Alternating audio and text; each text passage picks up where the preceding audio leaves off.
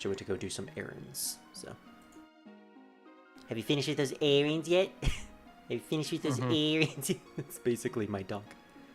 Alright, what the fuck did Scar say? Oh, he's being a little pussy. Okay. No one's gonna know what no one's gonna know the context of that except you, Druid.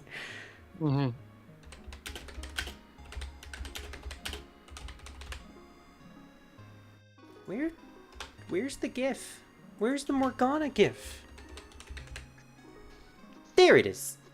Okay, which one should I send? Should I send the plushie one or the cat one?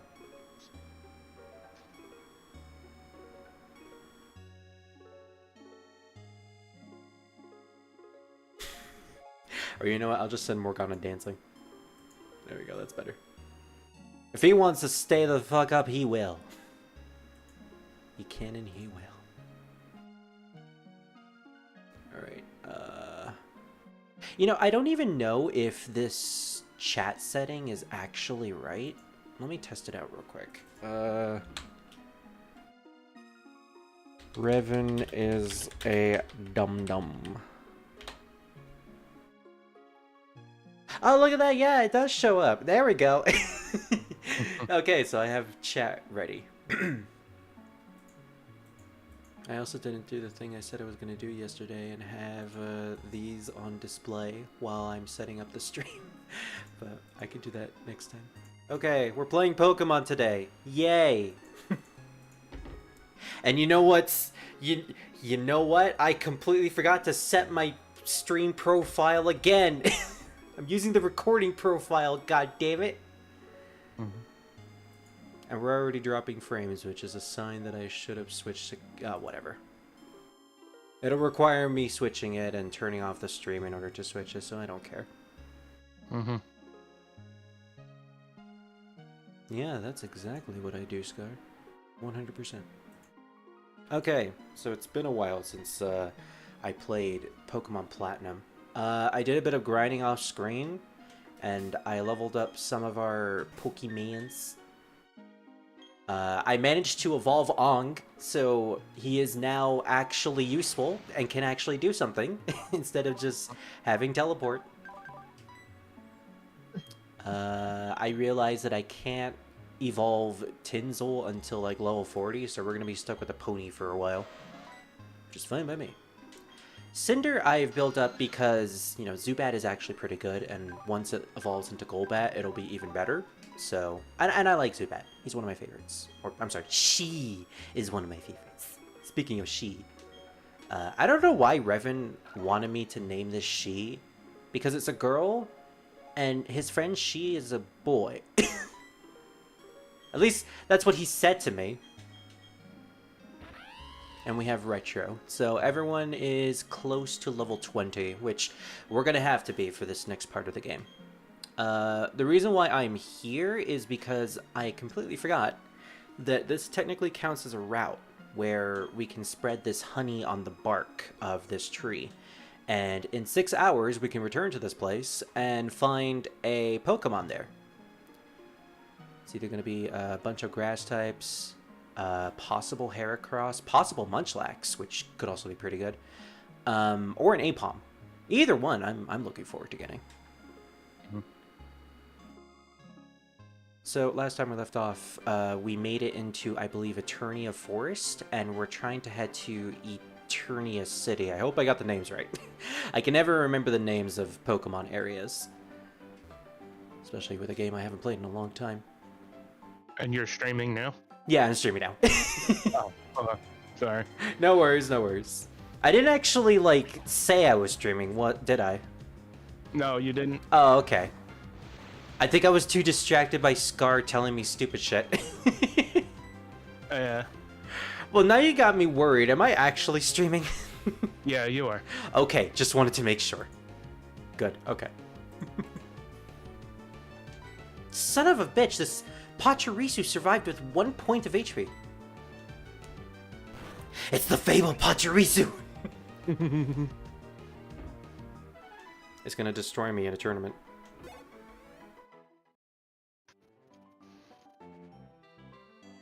me actually get the stream open so I can see it on my phone. There we go. Alright, so I don't remember if I battled some of these trainers. Well, apparently I did, because none of them are talking to me.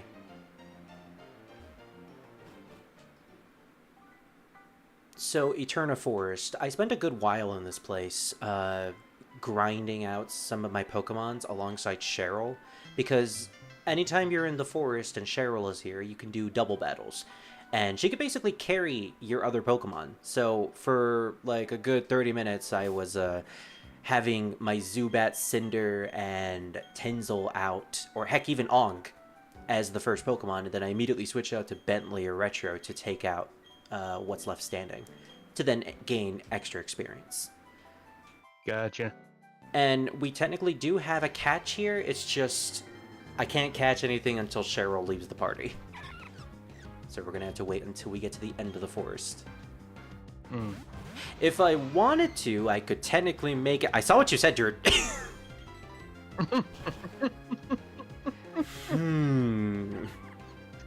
Is that a reaction to the face in the back? In the back? Are you what you said? Oh, wait, what did I say? Oh, in chat, what you said. You said Revan is a dumb. Oh, yeah. I mean, he is. Can you deny it? Not really.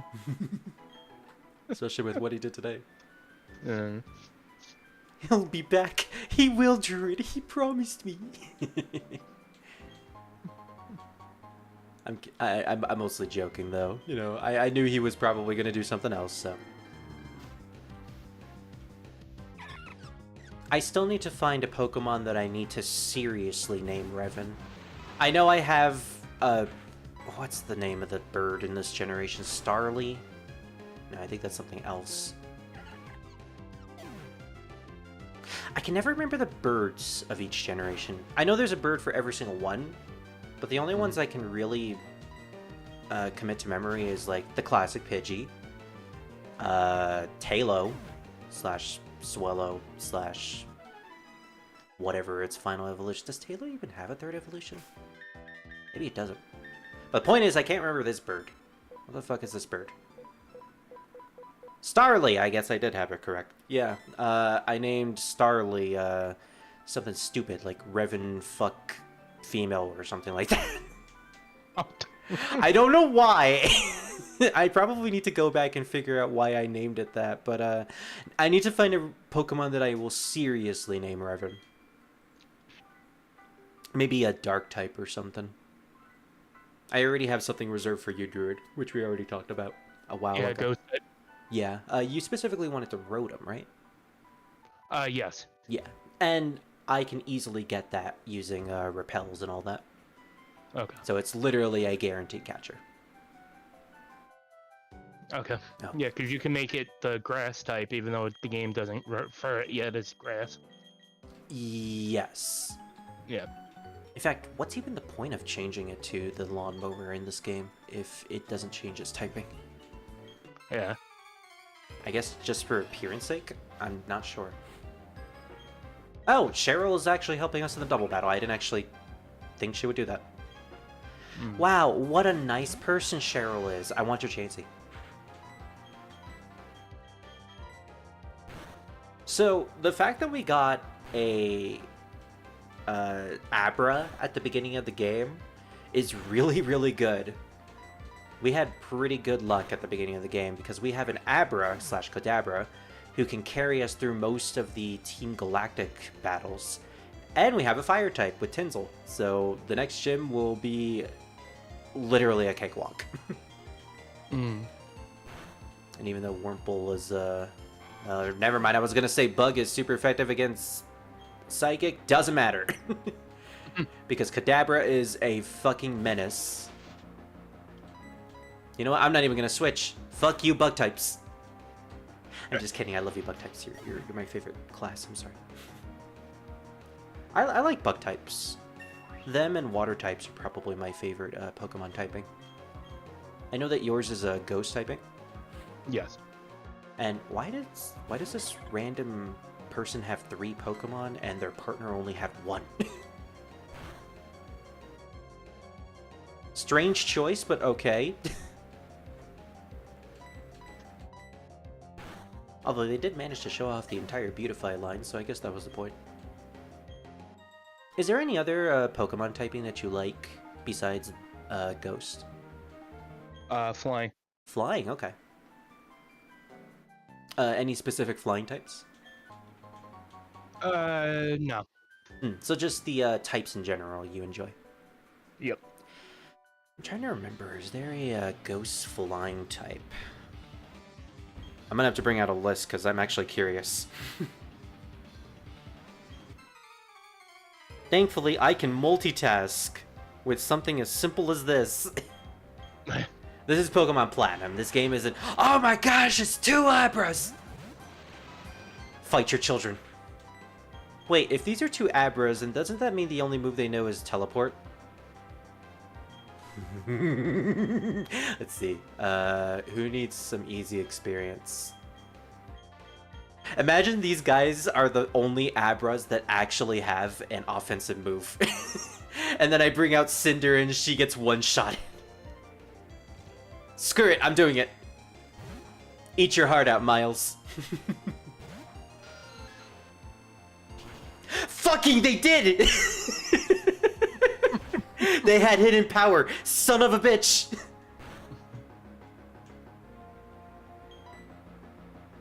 Okay, so, Bentley! You're the big powerhouse of our team.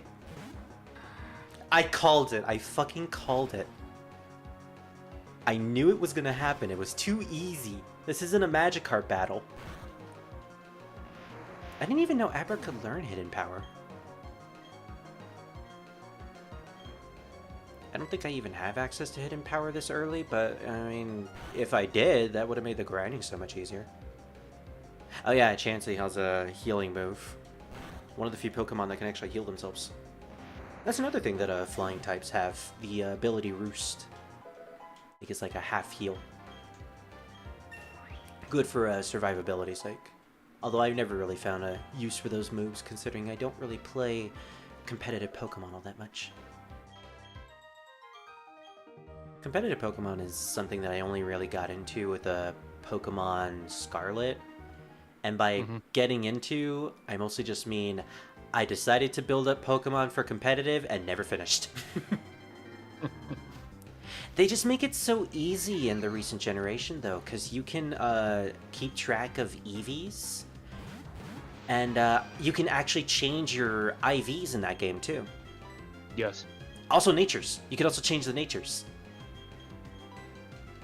Which I think is one of the best additions in Pokemon, because while on one hand it does kind of make any Pokemon viable, which kind of defeats the purpose of breeding and constant, breeding chains in order to get the best possible Pokemon, at the same time, that always took forever. And I could never get a Pokemon with good IVs and the right nature. And also, if I'm shiny hunting, like, I get a shiny and it has horrible IVs. Well, at that point, it's worthless. Yeah. So I'm all for the change.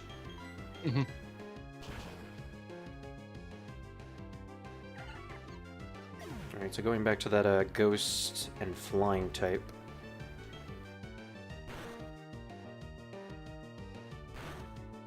You know, it's times like this where I'm actually glad that Pokemon Platinum is really slow. Ghost types. Where's Cerebi? I prefer Cerebi.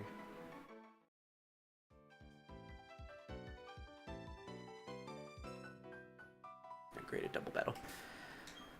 Well, considering... God damn it. I'm so used to Final Fantasy Tactics where the B button or circle button for PlayStation is the confirm button.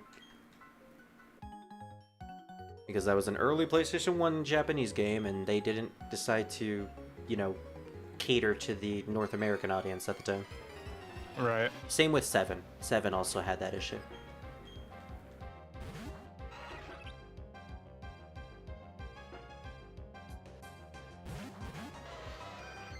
Oh, a Burmy. That's a rock-type Burmy, I believe.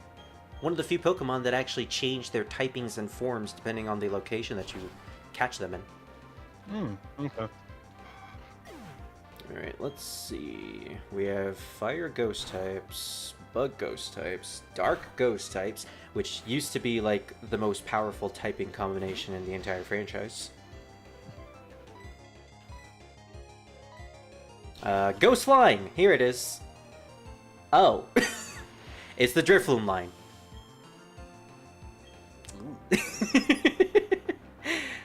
Hey look! Ice Ghost with Frostlass. That's cool. Dustox! I like Dustox. That's mostly because I like moths. Normal Ghost type. Huh. The hypocrisy is amazing. Yeah. Yamask is a ground ghost type? Oh, that's the other version of Yamask. There's like a version that they added in Generation 8 or something. Gotcha. Let's see. The foe is stomped with a big foot. It also makes the target flinch. Huh, kinky. Okay, I'm getting rid of tackle. Of course I would get that with Tinsel. Sorry, Tinsel. I don't think I've told him yet that I named a Ponyta after him. Which is funny too, because recently I found out that he does play Pokemon Go, and he unfortunately had to restart his account, but he managed to find a Eevee and a Ponyta, who are two of his favorites. He also has a shiny Tangela, which is awesome, and I like Tangela. It's green instead of blue. Wait, is fire not effective to this Burmy? Oh, it missed for some reason. Weird. Let's see, water ghost type. Steel ghost type, that's the Honedge Aegislash line. Do you remember the Golett Pokemon, or Golurk? The one that's gold? No, it's the one that's a ghost ground type, and it's a giant mech. Oh no, I don't remember that one. I think it was in Pokemon X and Y, and yeah, it's like a giant... No, actually, sorry, that was black and white. I always forget that it came from that generation. But yeah, it's like a blue mecha. It's really cool looking. I used to think that it was part electric because it had an electric type move. Let's see. Ghost Grass. I know you liked that particular typing too. Of course, the only ones that are Ghost Grass is Trevenant and Pumpkaboo. Oh, I'm sorry. No, Decidueye, the Archer Owl from Sun and Moon, are also Ghost Grass. I like that one. That one's cool. Sun and Moon had a lot of really cool looking starters. Oh, look at that! Another Ghost and Grass type with the Delmis Pokemon, the giant anchor. Which you think would be Ghost Steel, considering it's an anchor, but if I remember its Pokedex entry, the ghost is supposed to be the moss that's covering the anchor. So it's like a weird symbiotic relationship. Baniri! I like Baniri. Not because of that reason. The one you're thinking of. I know you're thinking of it.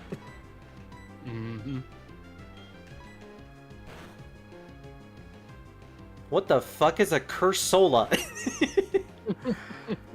What? Wait, what's a Cursola? What the heck is this Pokemon?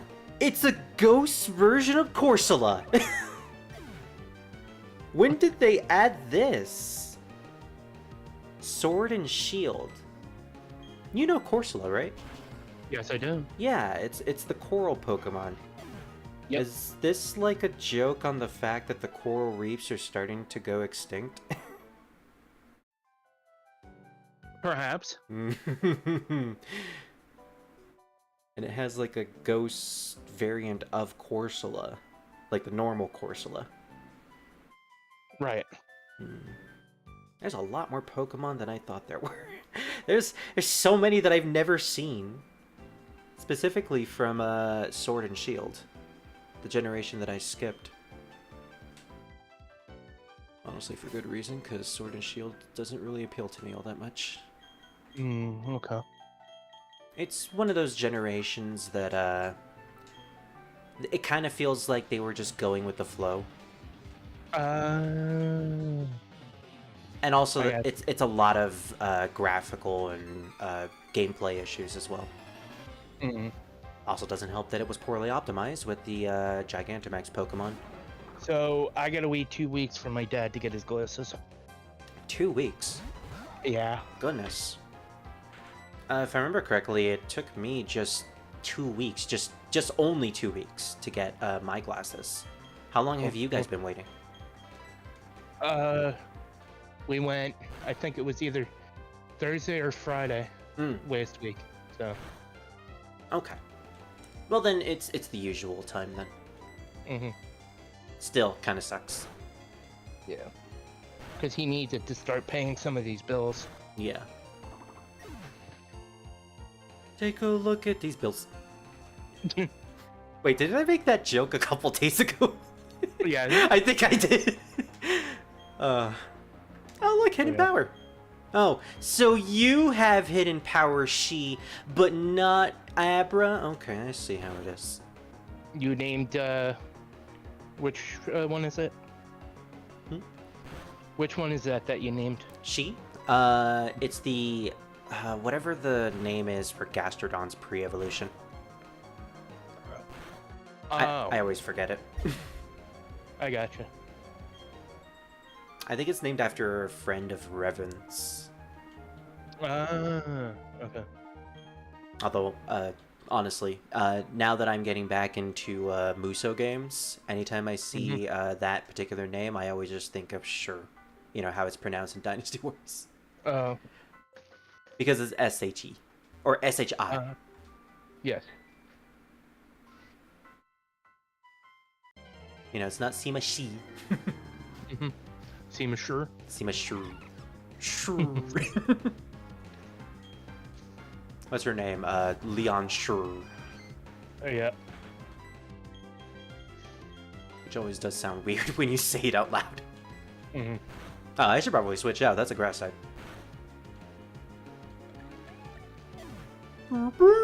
I love Bidoof's sound whenever it does. Yes, I love the noises that they make when they die. Delicious. Okay, maybe I didn't need to switch out.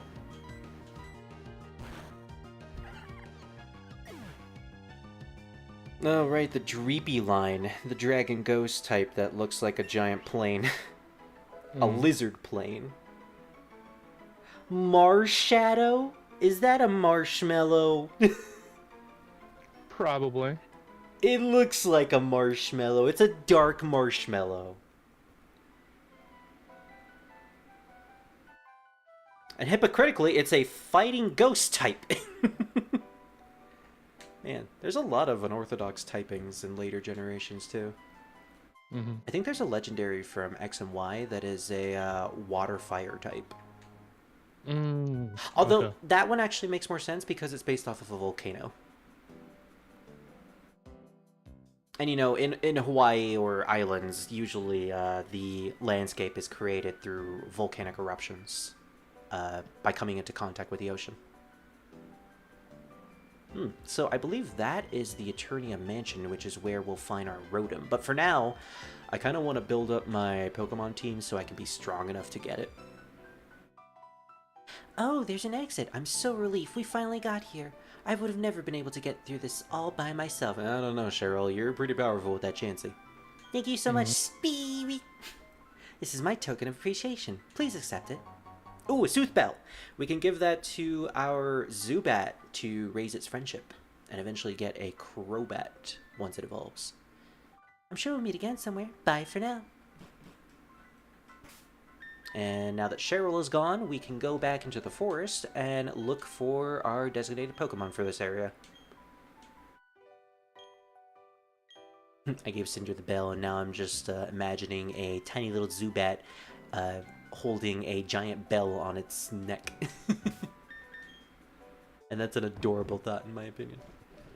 We have 5 Pokeballs and 4 Heal Balls. I'm actually going to go to the city and see if I can purchase some more balls. I gotta find more balls, man!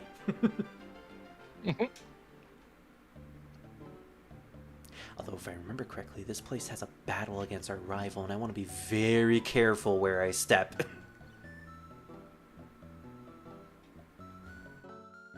The cycle shop.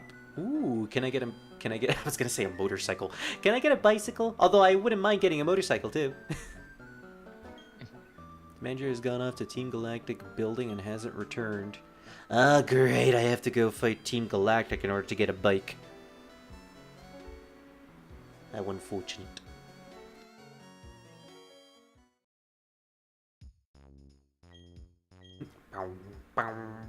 I love this music.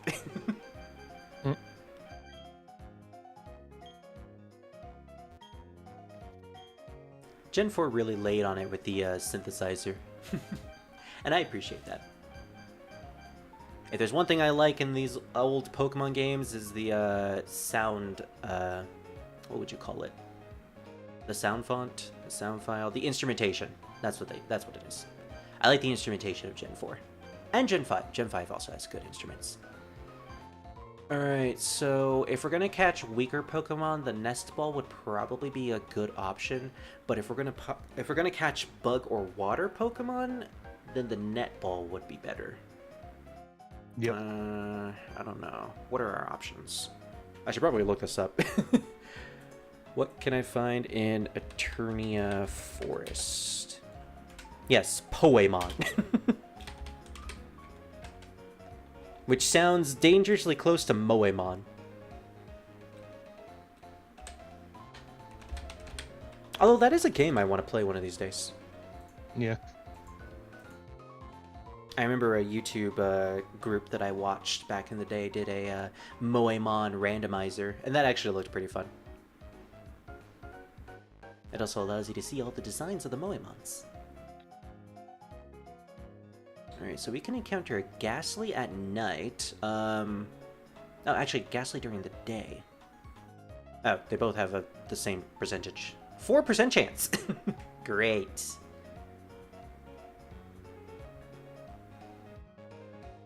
We could also get something from the honey tree, but I'd rather wait. Alright, they gave us a lot of options in Platinum, it seems. So we can catch either a Badoo, Baniri, any of the Wurmple Pokemon, Kricketot, possibly a Ghastly, and that's it. I believe it's still classified as day, so those Pokemon are catchable. So I would think the Net Ball is probably the one we want to go with. Or, yeah, Net Ball, since most of them are going to be bug types. We can only get 4 of them, or 7 of them, though. I don't know. I'll get 6. That should be enough for just one catch. See, the big problem here is I don't have a Pokemon who has a status effect move, like Sleep Powder or Poison Powder. Or do I?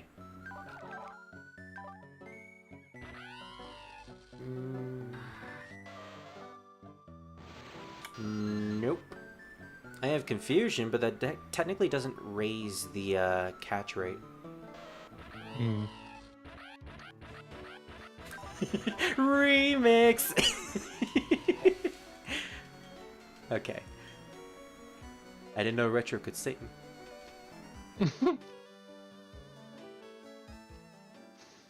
This is Route 205. I think we already caught something here, technically. I'll figure that out later. Okay, let's see what we get. And the verdict is... a Badoo! I actually like Badoo. And it's a male Badoo, too. Oh, I brought Shi out. I should probably switch to something better. If I switch to anyone like Bentley, he might one-shot them. If I switch to Cynder, she's 8 levels higher, and she has Leech Life. Which is a super effective move, but it doesn't do that much damage. Or actually, it's not a super effective move because they're poison. I can never figure out what is a super effective move and what isn't, just due to the whole dual typing thing. Because Grass is weak to Bug, but because this thing is part poison, it technically isn't weak to it. But it should be weak to it. But I think it's because of the order of which their typing is, the weakness is changed. I never understood that. Like, is it the second typing that classifies the weakness of the Pokemon? I don't know. Alright, well, it's weak enough to catch, so... Nest Ball, go! Wait, this isn't a bug type. Doesn't matter! It's a bug to me.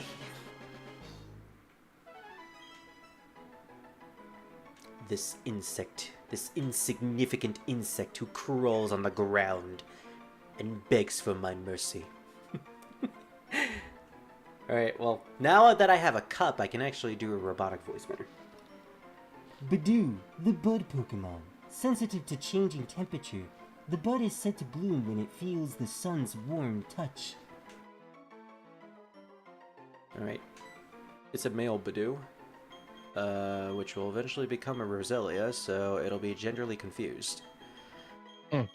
Genderly confused. Very beautiful. And a male. I think this Badoo is going to join us on our expedition to defeat Ma Chao. Okay.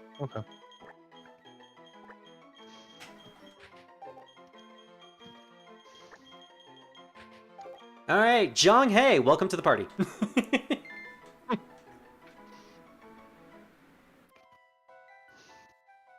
So we've caught the best way general. And we did it with a tinge of beauty. I love that guy. I love his voice in Dynasty Warriors. You know he was voiced by Yuri Lowenthal? Really? Yeah, same guy who voices modern Spider-Man in the games. And Scar would be excited to hear about this. Sasuke Uchiha. He's also been in a lot of animes. Interesting. Lots and lots of animes.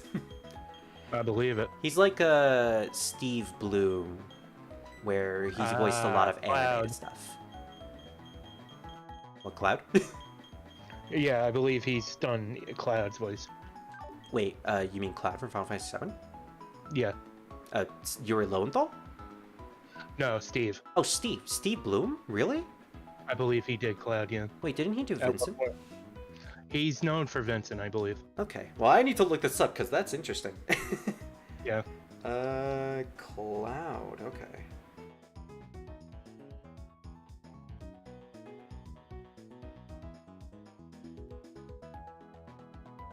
I'm trying to think if Yuri Lowenthal ever voiced a Final Fantasy character. I don't think he... Oh, wait! Cecil! Right, he voiced Cecil. Oh, no, I'm wrong. Yeah, he did voice Sid. He voiced Sid. Yeah, Sid from Type Type Zero. Zero. Sid Alstein. Yes. He was Begammon from Final Fantasy XII, the Bongan. Yeah, the lizard. Yeah, I mean, he literally did his Guilmon voice for him. So... Well, not Guilmon. It was more like, well, Steve Bloom can do this really... apparently 5 years ago, two best friends played. They put up a post that said, apparently Steve Bloom isn't happy he's not Vincent anymore. Which is not true, from what I've heard. Because if I remember correctly, Matt Mercer is the new voice for Vincent in the remake. Yes.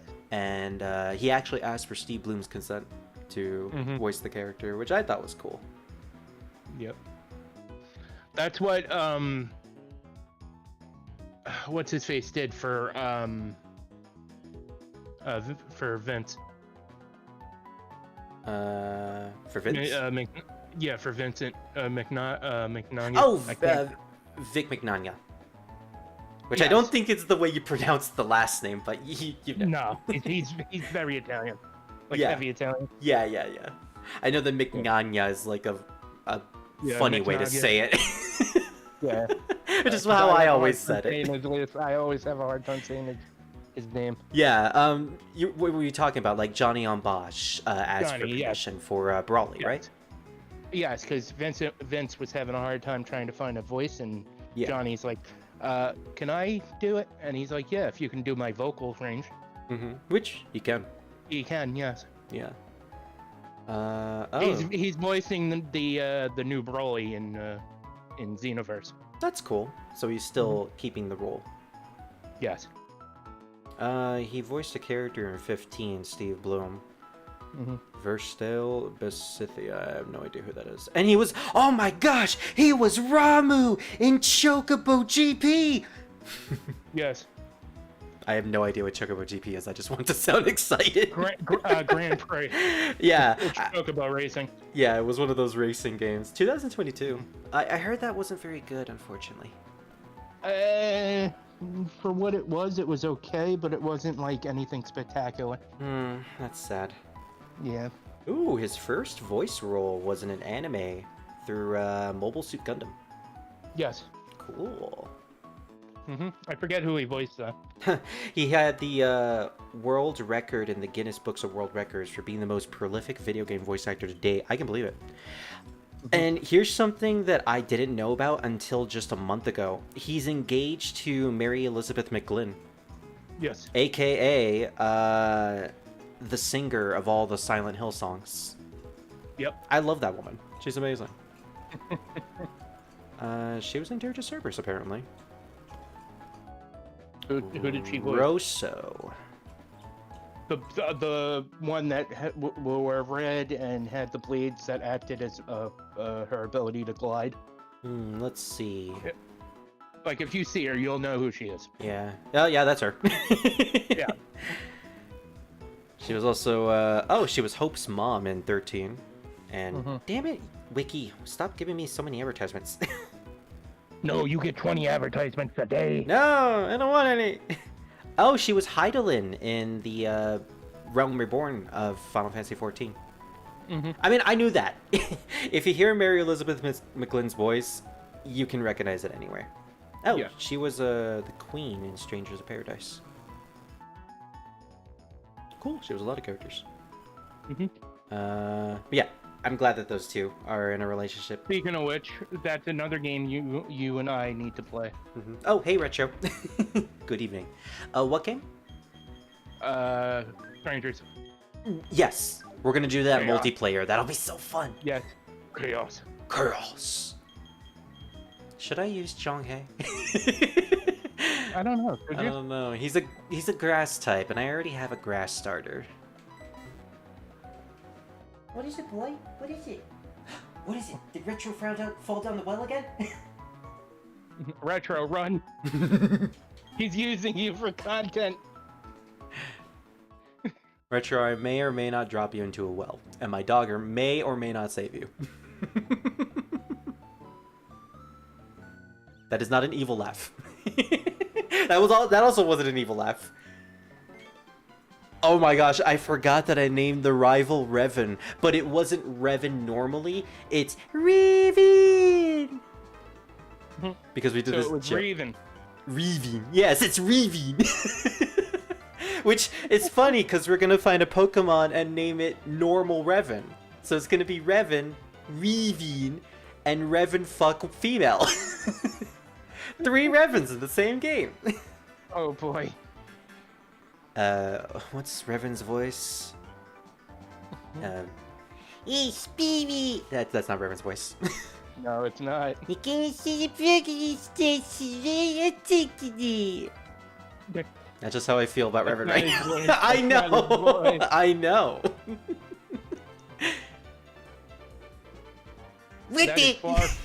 That is far from his voice. I mean, do you remember yesterday where I tried to do a Scar impression and I sounded like Zippy? Yeah. Clearly, I have a bad sense of hearing. Yes, you do. Yes. Heck, as far as you know, you sound like Steve Bloom to me. Oh boy. Cyrus. You know what? I'm gonna be funny with Cyrus. I'm gonna give him Micah Bronth voice. I mean, I sound like a heavy metal singer when I do my growl. Well, so, true. Yeah. You know. Alright, I'm gonna do my Gabronth voice for Cyrus, which is funny because he has no emotions, even though my Gabronth voice has tons of emotion. Yeah. So, this is a turning a Pokemon statue. That's the joke. Being in the helmet does not count, Spirit. I know, but that's funny. Fine, I'll do the Gabronth voice without being in the helmet, which is kind of awkward because I don't know how to do it without having a, hand over my mouth. Then do it with as you're saying it, and then take your hand off. I'll do that, yeah, I'll try. Shaping our world, our times, and space in an intertwining spiral. That's a really funny voice now that I hear it without the hand over the mouth. Yes. Revered in Sinnoh are the Pokemon of time and death. Or I'm sorry, time and space. It's not that dark yet. Sinnoh's Don't believe Android's myth. lies. I'm Captain Ross von Rothenberg. I'm Captain Cyrus. Its truth needs investigation. I really hope we don't meet Cyrus that much in this game. Pardon me! Stand aside! Oh, with a commanding voice like that, I will. Hey! When we stuck together, a brilliant flash of inspiration came to me. An easy way to become a great trainer. Yeah. What am I even doing with this voice? Yeah, I'm like, who's that supposed to be? I don't know. I think of Revan as like a Cartman figure, so I'm trying to give him like the most bad He's got Cartman the- impression ever. Revan has the attitude of Cartman. He does, that's why. Yeah, not the voice, but the attitude. No, exactly. You know what? I'm gonna snap whenever I make his voice. Alright. Listen close. Make certain all your attacks hit. Avoid enemy attacks for sure. You do that, you never lose. You be invincible. I'm starting to lose it. Anyway, go check out the Pokemon statue. Sarah! The problem with that voice is I put a lot of pressure onto my tongue and, the back of my throat. I actually, lift my shoulders to do that voice.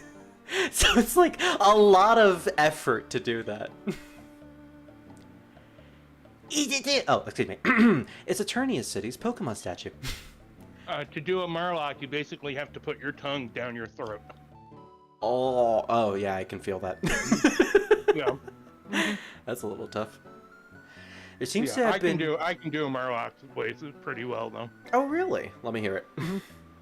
Well, I'm eating, so I can't. Excuses. I think that's supposed to be a Palkia on the statue. Mm. It looks like Palkia, although it's on all fours, so it might be Dialga. Actually, maybe it's a perspective fail, but I think the things, the limbs at the top are supposed to be arms. That's a Murloc. Yeah. That's literally a Murloc. Yeah. Like at the end, I tried to put my tongue to the back of my throat. You sound more like the Murloc, believe it or not. Really? Okay. I'm no, not you're gonna doing give it correctly. Cynthia that voice.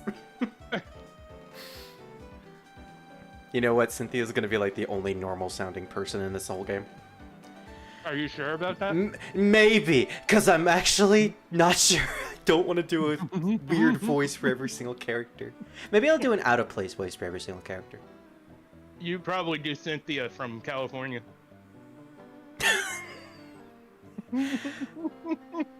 No, I already did that for Saturn. Oh, alright, never mind. Yeah, because she was the bitchy character. Gotcha. Oh, that device you have. It is a Pokédex. Wow, it brings back some memories. Pardon me, but what's your name? Okay, hello, Spirit. I'll be sure to remember that name. And if she ever asks for the name Spirit, she won't get an answer. My name is Cynthia. I'm a trainer just like you. I've been studying Pokemon mythology lately just out of curiosity. Here in Eternia City, there is a statue of an ancient Pokemon. Wait, it's Eterna City! Oh man, I've always pronounced it as Eternia City, but it turns out it's Eterna. My childhood was a lie! Have you seen it already? According to myth, it was an extremely powerful Pokemon. Who knows, you may encounter something like that in your travels with your Pokedex. Oh, I know! Try using this. It should be helpful. HMO1! Oh, it just occurred to me that we haven't had cut yet. Cynthia told us how to cut ourselves. Remember, the hidden move cut can be used in the field. It will let you go places that were previously inaccessible to you. That's important for filling up your Pokedex, right? Then luck be with you, young trainer. Oh, there's one last thing. Please give my regards to Professor Rowan. I like that. It implies that she also used to be someone who worked with Professor Rowan for the Pokedex. Because I think that's supposed to be her backstory. She was a young, plucky, up-and-coming trainer who worked to fill out the Pokedex and eventually became the champion. Just like how we eventually will be. Meanwhile, my dog is staring at me and I'm scared. Dude, I think he's gonna do something to me.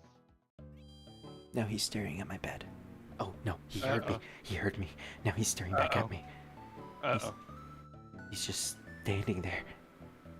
Menacingly. Should I say the magic word? Should I say the magic word? Say the magic word. Beef jerky. It's a good thing he can't hear that. Okay. But he felt it. He felt it in the force. That's why he's staring at me. He's staring at me with blank eyes. I'm staring back at the Abyss Druid. Oh no! And it's it's staring back at you. And it's shiny. Okay. If he starts crying, I'll actually do something about it. Alright. Alright, what am I gonna do for Gardenia? I could do like a really, Maximilian Pegasus! Hi, I'm Gardenia. I'm this town's gym leader. And you are not going to get this badge. Why? Because, maybe you should come back with more rubies. My last challenger was this... Maybe you should come back a little... richer.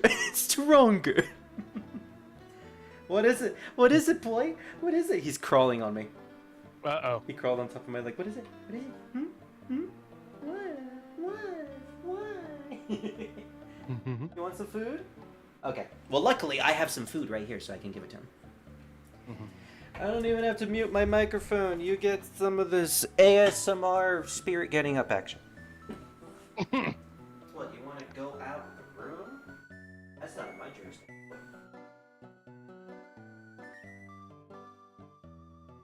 You want to go into the hallway? That's just above my pay grade.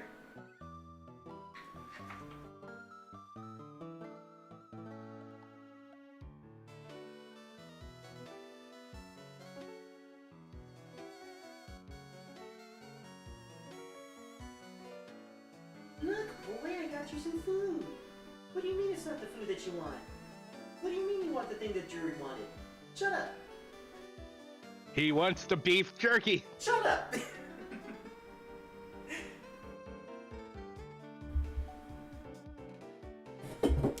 I am glad that I disabled sound on my screen day one when I got this PC.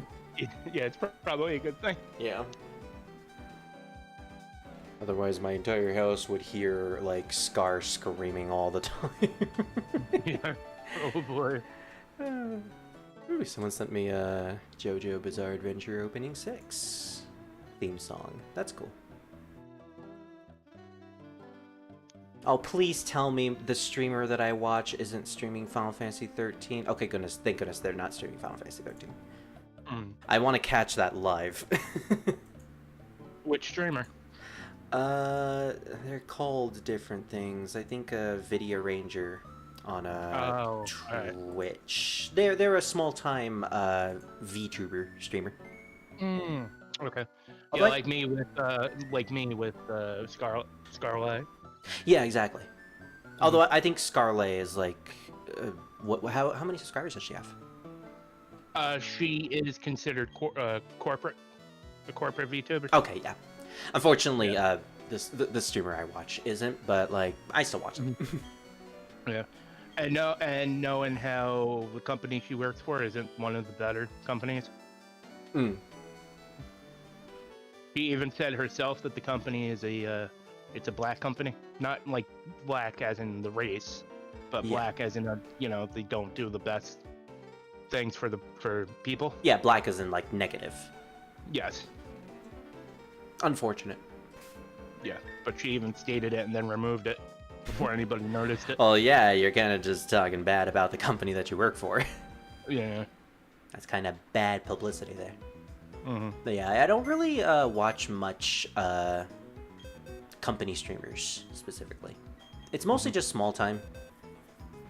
I'm more of a bigger fan of Let's Play groups than anything else. That's usually what I watch in my off time. Okay. Okay, who am I gonna turn into my HM slave?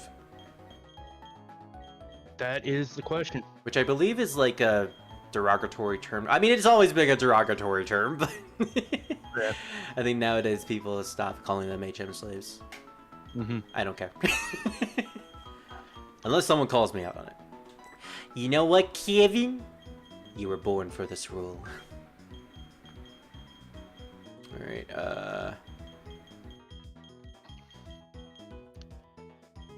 she can probably stay behind for a bit. Sumashir can probably stay behind for a bit. Try to look after their father. I love how you started resorting to naming your Pokemon Dynasty Warrior character. Yeah, like I started this back in March, and if I had continued it, I probably wouldn't have named these guys after Dynasty Warrior characters. But because I'm into Muso again recently, Yeah. which by the way, I think I'm gonna get Dynasty Warriors 9 sometime soon. Yeah. Before you know it, he'll start naming his characters after Vinland Saga people. Well, I gotta play that first before I actually name it that. Maybe I'll name one of these guys after Toho characters. What am I doing? Oh, right. I can't use the HM cut until I beat the gym. Mm-hmm. Alright, well, time to bring out my boyfriend. Have fun. Look at my horse is amazing. Mm. I mean, literally, my horse is amazing. Yes. I'll tell him today that I named the ponytail after him. He'll probably be like, why? Yeah. Hey there. Oh, wait, that voice would actually fit your design. Hi there. How's it going, Chap to be? Actually, that's what I said. I never talk to these guys. Why am I talking to this guy? Alright. Oh, funnily enough, grass type gym. Cynder might actually be good here too. Because it's flying type. Alright, so Tinzel and Cynder will probably be our aces for this place. I was about to call it a dungeon. This gym also has a pretty interesting mechanic where every time you defeat a trainer, the clock in the center actually moves, and so you can get further into the area and eventually fight the gym leader. I look at the clock in the middle of the gym room, and I'm immediately reminded of the Temple of the Ancients from Final Fantasy VII. That room where you have to move the clock around. I see the clock and I'm instantly reminded of FF12. FF12. I don't remember a moment like that in 12. With when you're going up the tower. Which tower? That's the question. Damn it. Was it the lighthouse at the end of the game? Yeah. Oh, yeah. okay. The only reason I know about that place is because, well, end of the game. And it's in 14. It would lock stuff off. Oh. Right, yeah, that was like the point of no return. Hmm. So certain things would get locked off as you went through the tower. Which is And fair. then you'd get to a certain point, and then everything would be unlocked, and then you'd have to do it again. Yeah. Bless you. Which is fair, because I think, like, the quote-unquote final area of the game, the Bahamut airship, isn't even a dungeon. It's like Oh no, I'm talking about yeah, I think it's the lighthouse I'm talking about. Mm-hmm. The lighthouse is where you go to find the giant aura site, I believe. And don't you, like, fight Sid at the end, too? Yes. Yeah, then it's, like, technically the final dungeon of the game. The reason why I say technically the final dungeon is because the final area where you meet the final boss is not even a dungeon, it's just a walkway. Mm. It's a walkway with cutscenes. Mhm. Why are you looking at me? Mhm. What do you want? Mhm. I require sustenance, But I already gave you substance, son. He's looking up. He senses a disturbance in the force. Mm-hmm.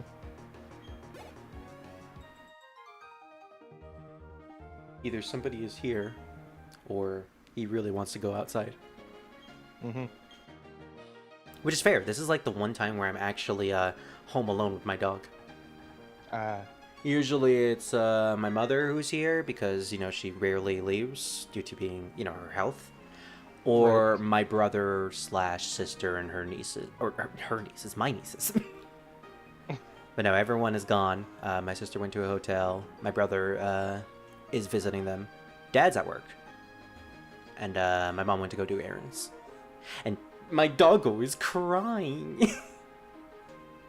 Alright. Well, you are talking like nobody's in the house, so. True. Alright, I'm gonna go deal with my doggo. For now, I'll put this beat right back up. And then I'll play these in the background. You see my side of the screen, right, dude? Yes. Yeah, you see those memes? Yes. I love those memes. I'll mute myself. And do you want me to mute you? Yes. Yeah. Okay, I'm gonna mute myself on this side. Okay, I'll deafen, and then I'll come back, and I'll say when I'm Okay. back. Okay. Alright, I'll be back, everybody!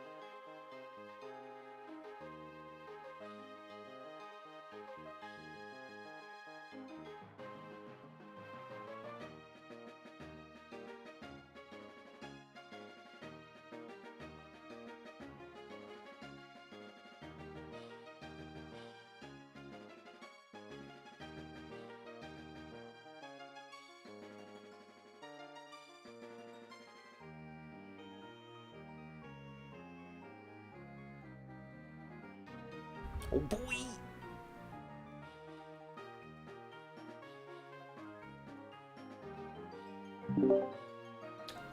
Okay, I am back. Are you sure about that? Yes, I am. So how long was I gone? I wasn't keeping track. Okay, that's fine. So funny thing is, as soon as I left, my mother actually made it home, and of course my dog immediately started barking as soon as I muted. So good timing. I needed to go help with the groceries and put everything away and all that. So Okay. okay, let's continue where we left off. Oh, I also got tea. What flavor? Non-sweetened. Non-sweetened cold tea. What kind? Gold Peak. So it's not like Earl Grey. It's not. Nope.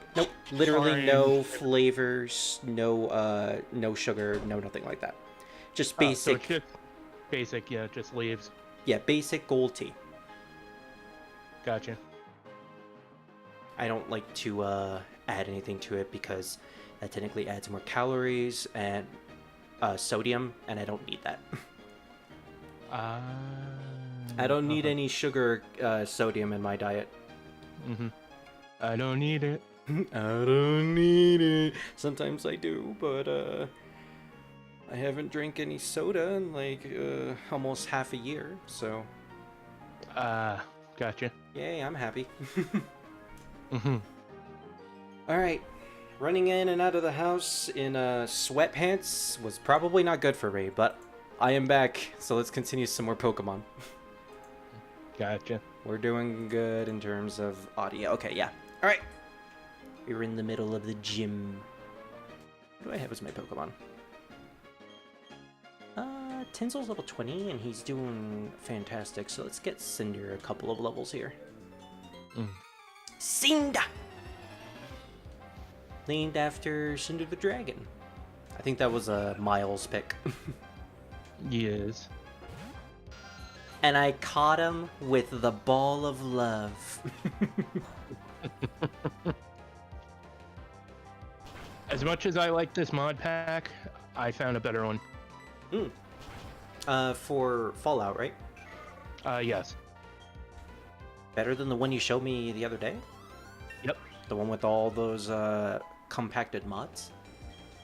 Yeah, this one's still for the Enclave, but I think it like expands it and improves the stuff on them, and it makes it so that the factions don't attack you, and it expands the quest line and everything. So ultimately, just a much better version. And it was updated yesterday, Huh, okay. so I know it worked. Yeah, when you know that it's just been updated, then you know that they've been taking care of it. Alright, so this is the gym leader. Cynder's losing a bit of health, but I think we're fine. The big thing about Nuzlocke is you kind of have to experiment. You kind of just have to throw caution to the wind. Alright, what do we give her? Oh, right, the Maximilian Pegasus voice. You kept me waiting, Spirit Boy. I'm Eterna, not Eternius. Gym leader, Gardenia, the grass-type master. And pretty soon I shall be Kaiba's master. When I first saw you, I was convinced you'd find your way to me. Your way to my side. My hunch was right on the money. You have a winning aura about you. Woo! So anyway, this will be fun. Let's have our battle. Oh boy. So unfitting voice. Look at them hot pants. Alright. Gardenia, I remember her being pretty tough on my first ever playthrough. She's a grass type leader though, so obviously she's going to be super easy. Especially now that we have type advantage. Oh. Raising your defense, I see. Okay, that actually might be a problem. Because now that they put up a reflect, all of our attacks will be doing half damage. And she's setting up Sunny Day. Maybe I shouldn't have said anything.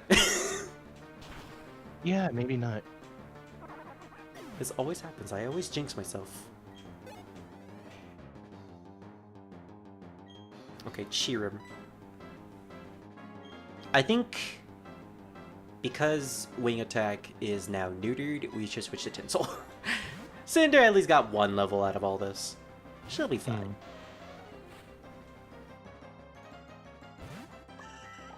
Oh, Cheerum. And it transformed.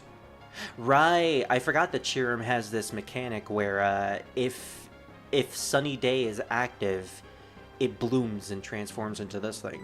I actually have no idea what it does, like why this form is more powerful. Maybe better stats or something. Safeguard. She's trying to reflect stuff at me. Ow, magical leaf. Oh, come on! Well, now that the reflect wore off, I can use a flame wheel. But I know she's immediately going to use a super potion or something. Yep, there it is, super potion. Well, it didn't completely heal her. And flame wheel is just overall more powerful than Ember. That makes sense though. Ponyta is a attack-oriented Pokemon, as opposed to special attack. Alright, her ace in the hole, the Roserade. They finally gave an evolution to Roselia. I actually really like this Pokemon's design. It's not the end yet! Not after I use my Millennium Eye! Ow, I didn't see that coming. Oh, she had a citrus berry. Are you saying something? You think you have me cornered? No, I'm not saying anything. I don't want to jinx myself.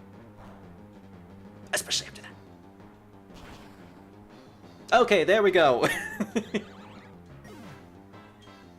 She was freaking me out at the beginning of the battle with the Sunny Day and Reflect setup, which was actually kind of surprising for a second gen later. But overall, with super effective advantages, you can quickly make do with 2 Pokemon. I might have said it before, but you're really tough. Wasn't it hard for you to raise your Pokemon to be so good? Not really. I just use a fast forward feature. I guess that's a measure of how much you love your Pokemon. In recognition of that, I proudly grant you this. And then she accidentally gives us a card of Bakura. Oh, I'm sorry. I'm keeping that for the next person I'm fighting. Alright, so we got the Forest Badge. We can now use Cut, which also means we can finally go beat up those Team Galactic assholes. All Pokemon you receive in trades will obey you, just like how Kaiba will eventually obey me. I've also something else. It's a gift for me. Yeah, not for nothing, Pegasus was always really creepy. With his obsession over Kaiba and Yugi. Although it has been a long time since I watched the show. Alright, so we got Grass Knot. Honestly, not that good of a move.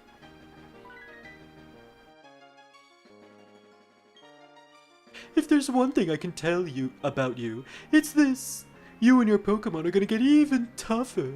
And I mean seriously. And then the next battle we wipe out and all our Pokemon die and then Nuzlocke.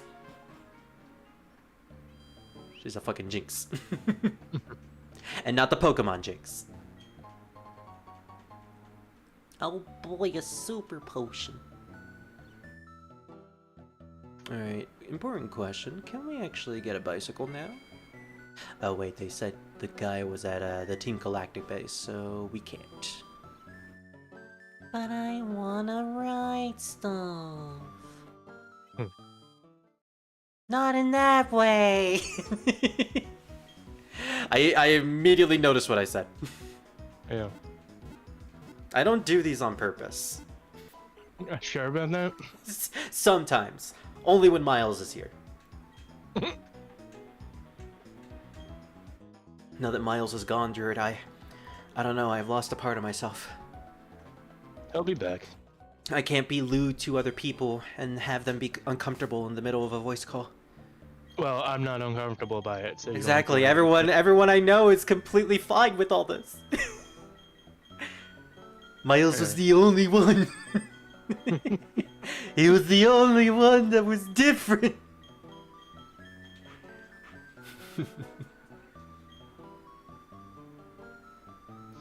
This whole dichotomy is even funnier when you remember that me and him are technically married. Yeah, on 14. Yeah, which by the way, I think we're still married.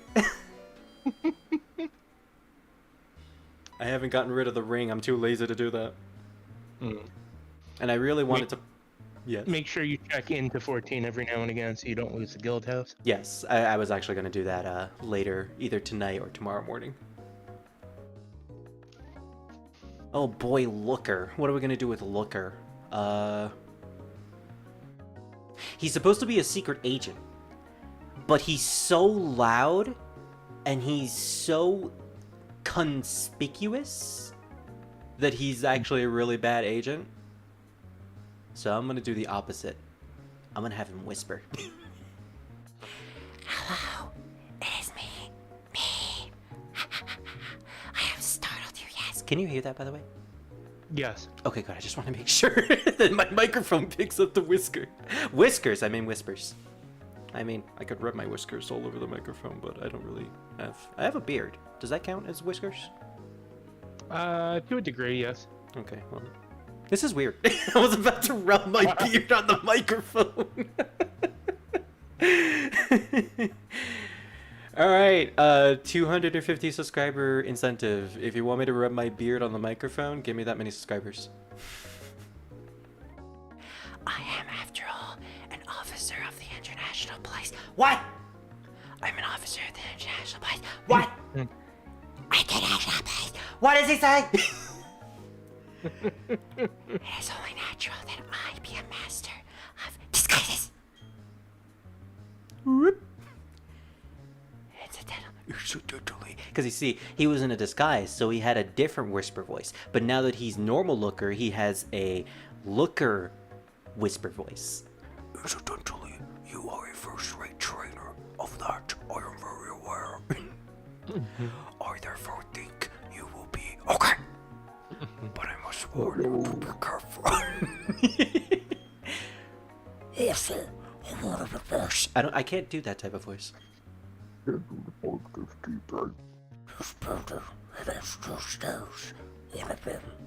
Just so you know, Yeah. just so you know, I'm not even like stretching my voice to do that. Yeah, Make like it deep. you can do it naturally.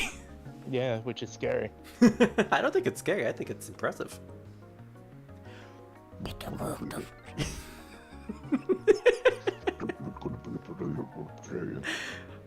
See, I would let you do this. I would let you voice Looker, but I know you're doing something. Yeah, I gotta reinstall the mod pack. Yeah. God, I thought I had a mod set that worked, but I found out that it's not. They haven't updated to the new gen, and I don't want to download a patcher to downgrade the version of Fallout I have. Yeah, you don't want to lose the things that you actually enjoy using. Yeah. I wish some of these mod makers would update their mod packs so that it matches the current update. Kind of annoys me. Also, a word of advice. This building, it has 2 stairs. One of them, a trap it must be. Why did you speak like as if you were Yoda, Looker? A traffic must be.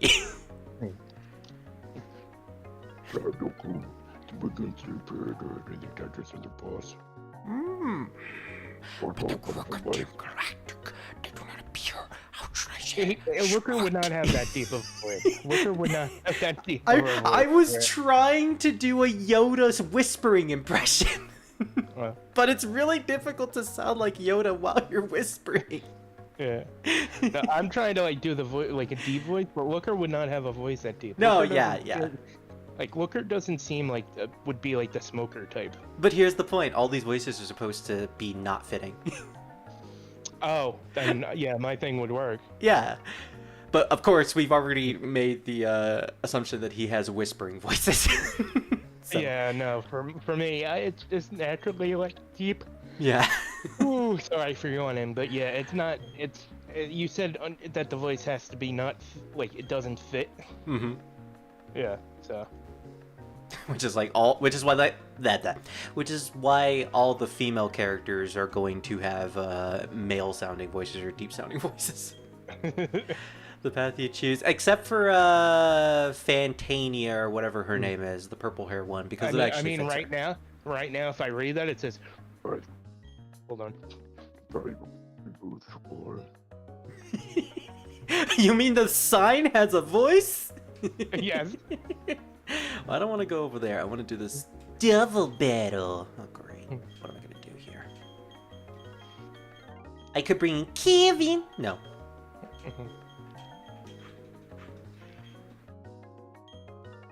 I have no idea how that's gonna sound, by the way, later. That's true. Don't you have crisp enabled? Yeah. Yeah. I mean, I guess if you like get super close to your microphone to make that voice, I guess it would fit. Yeah. Or I guess it would be heard. I love the I love the scratchy soundboard.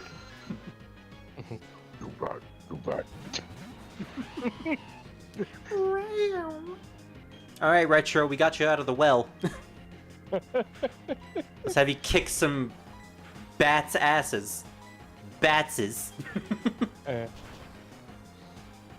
Like if I tried to do voice acting, I would probably have to play villains. No, 100%. Yeah. Like villains that have like modified voices so they sound deep. That or heroes who have surprisingly deep voices. Yeah. Because there are some heroes, usually anti-heroes, who have those types of voices. Yeah. There's like this obsession in Japanese media where like the rival characters of animes or just other things in general have... Wait, why am I using confusion on Glameow? I could voice demons. Oh yeah, you can voice demons. I was questioning why I was using confusion on Glameow, and then I realized, oh wait, that's not a dark type. Yeah, that's a normal type. Exactly. Sometimes you forget. But yeah, Japan has this obsession with giving rival characters super deep voices. Like seriously, like you watch a show like Digimon Adventure, and like the entire cast is comprised of middle schoolers.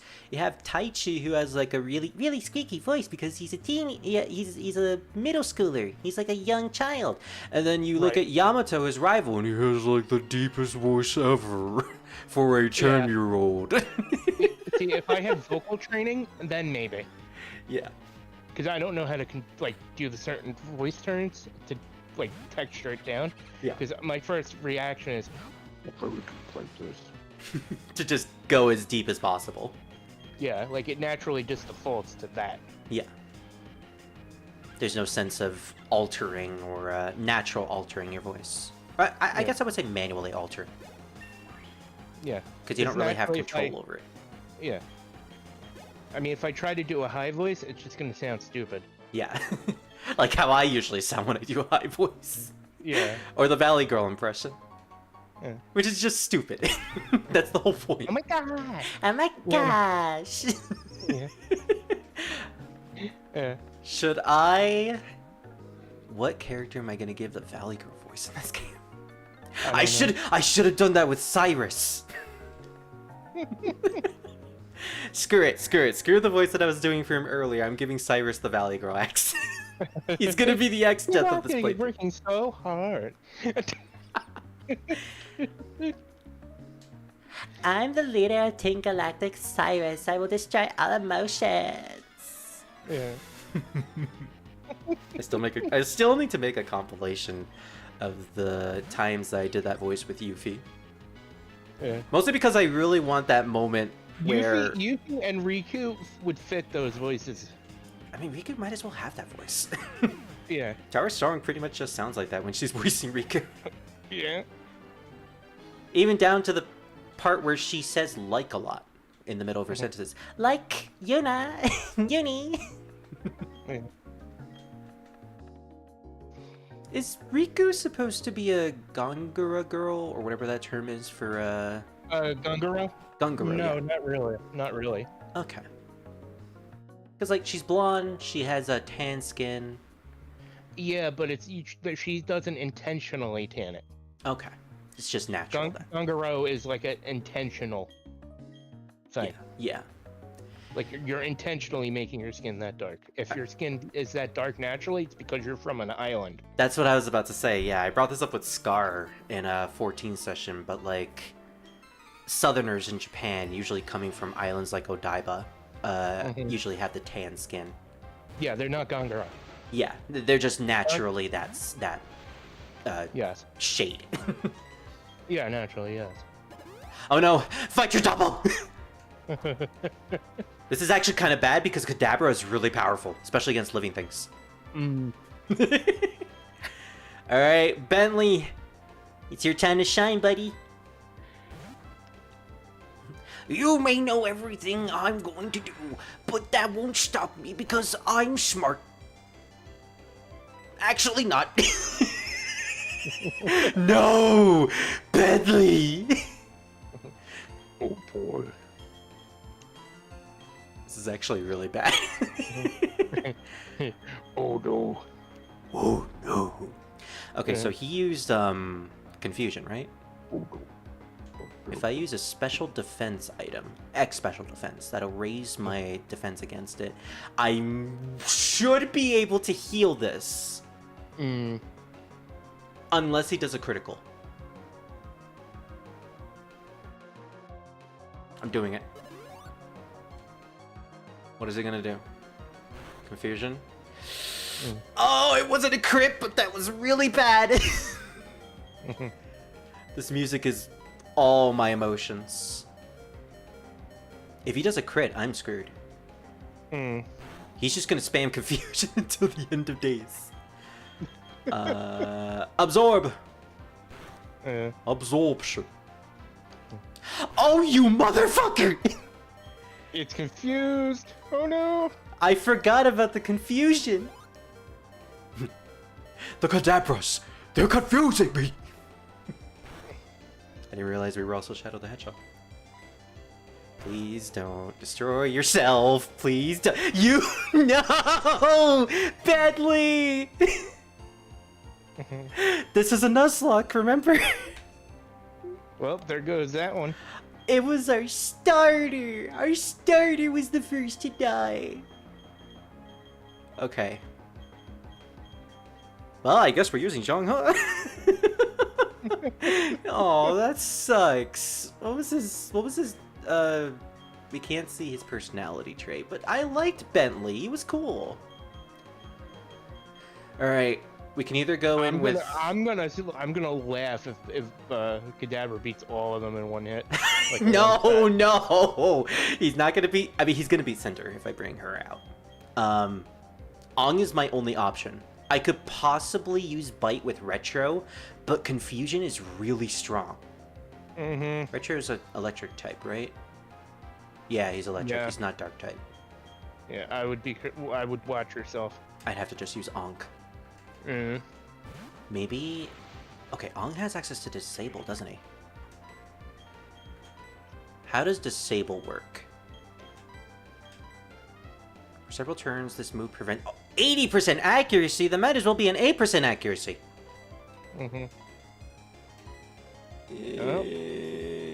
It just occurred to me that Kadabra knows Teleport.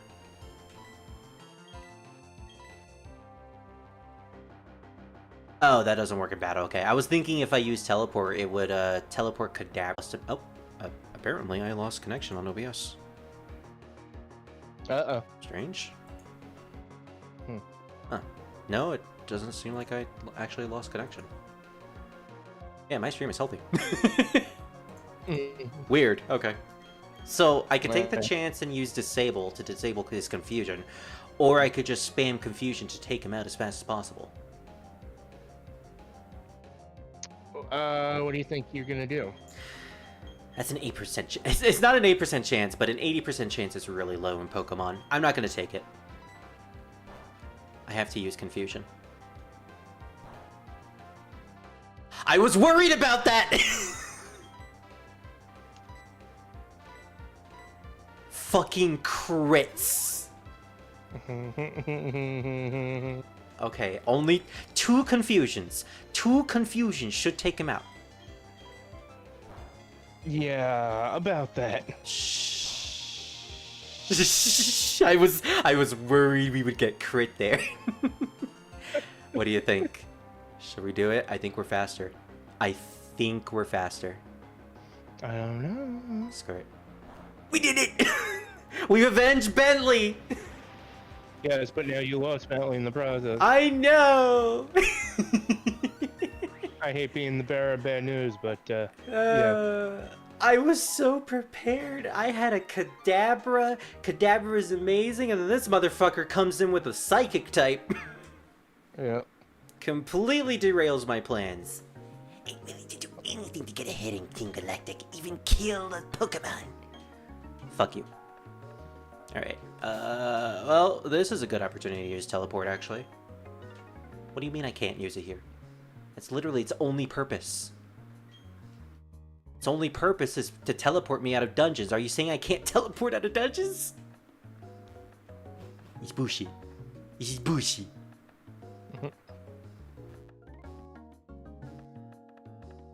I'm sad. We're gonna have to break the news to Revan. Bentley is fucking dead. No teleportation for you.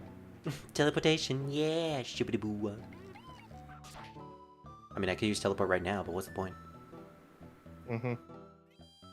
Teleportation, yeah. Alright, well. I didn't want it to come to this. Gotta let it go. Yep, let it go. We need to create a box for it.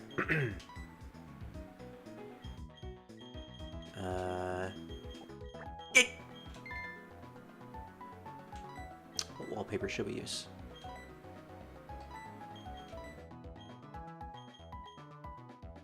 River? Yeah, it could be like the river Styx. Don't worry, Bentley.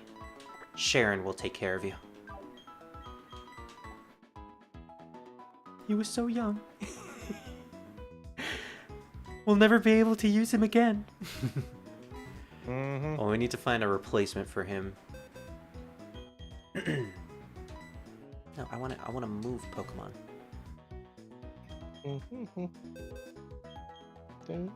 So we have Wither the Pachirisu, Nim. Woomy the Geodude, the Boulder, Revan, fuck female, Sumasure, female Sumasure, Sumasure if he was in that Rule 63 Warriors spinoff thing. And Zhonghe. I mean, Zhonghe is level 10, so it's gonna take a while to build him up. I think he eventually requires a stone. Let's see.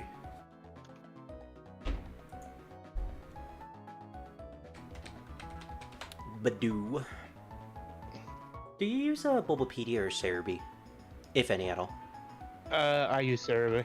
Yeah, I prefer Cerebi. Just looks better. Okay, so friendship during the day is what I need to evolve it to Roselia. And then Shiny Stone. Which I think I need 2 Shiny Stones because there's another Pokemon I want to get who evolves the Shiny Stone. Oh boy. Could be my replacement grass type, but it's grass poison. Some people say that's not really good. But Zhonghe! I need to look up Shellos. Because I just remembered its name.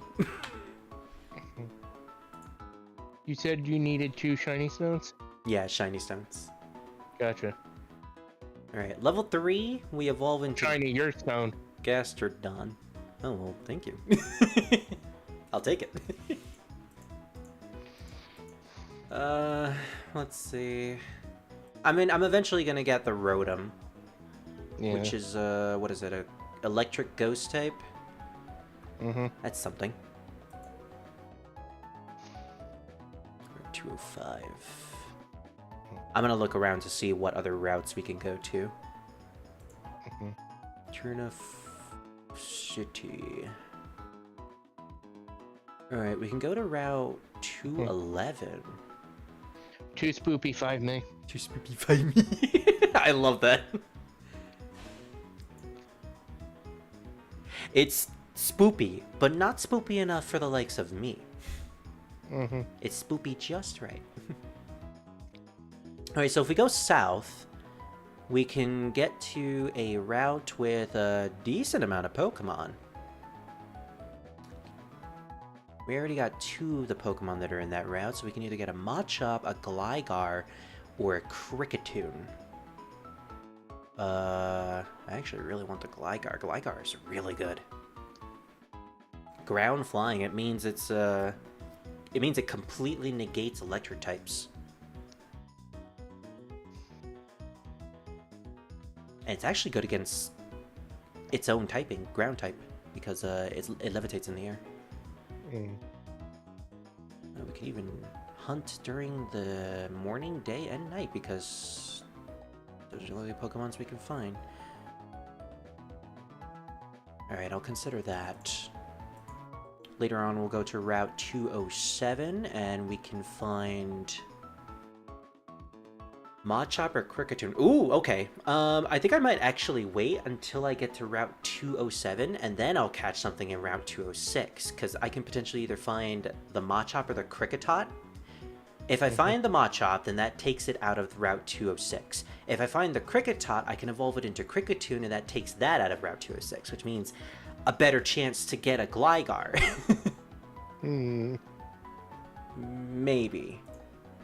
It's like a 50-50 chance. Yep.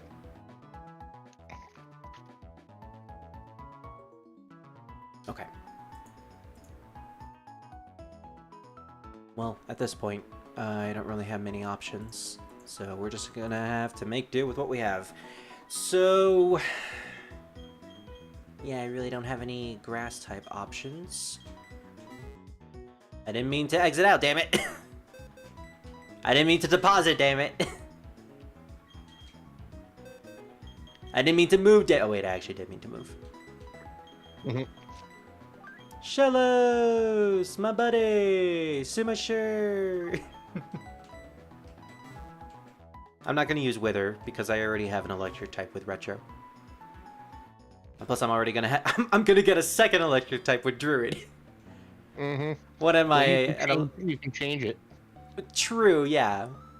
But I also really like the concept of using both at the same time, because I like Shinx. Shinx is a good Pokemon line. And Rotom is also good. I mean, the only one that I'm going to get rid of is Kevin, because he's my HM slave. He's kind of just here so that I could use Cut. So, should I make a memorial for Bentley?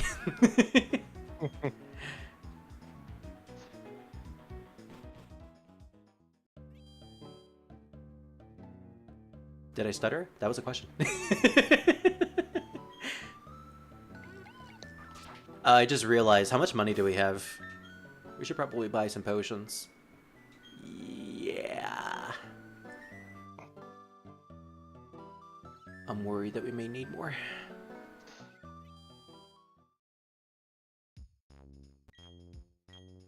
Take my money.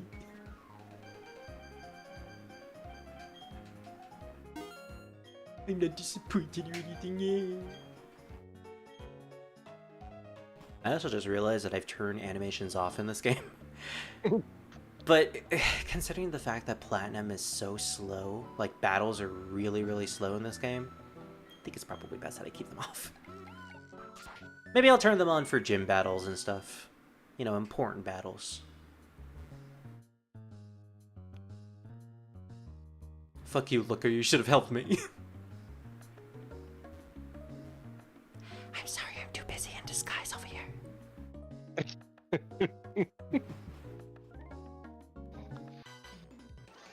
Boy!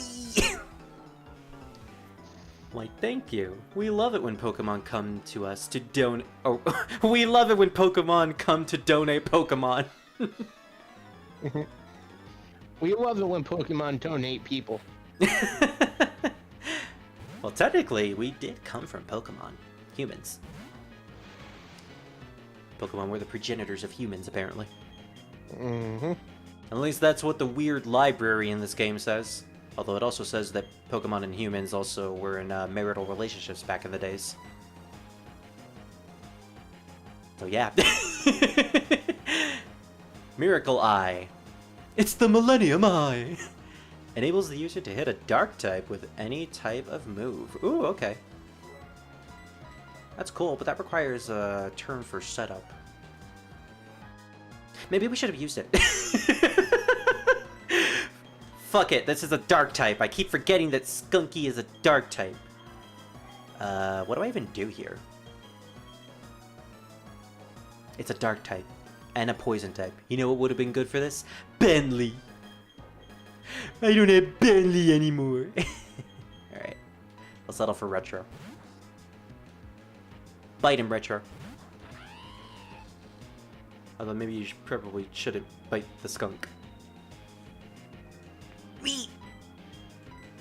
The skunk went re.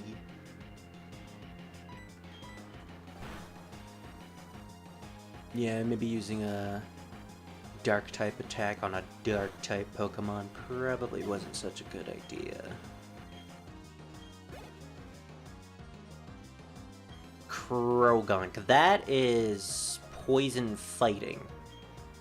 Which is actually twice weak to Aang. Actually 4 times weak to Aang.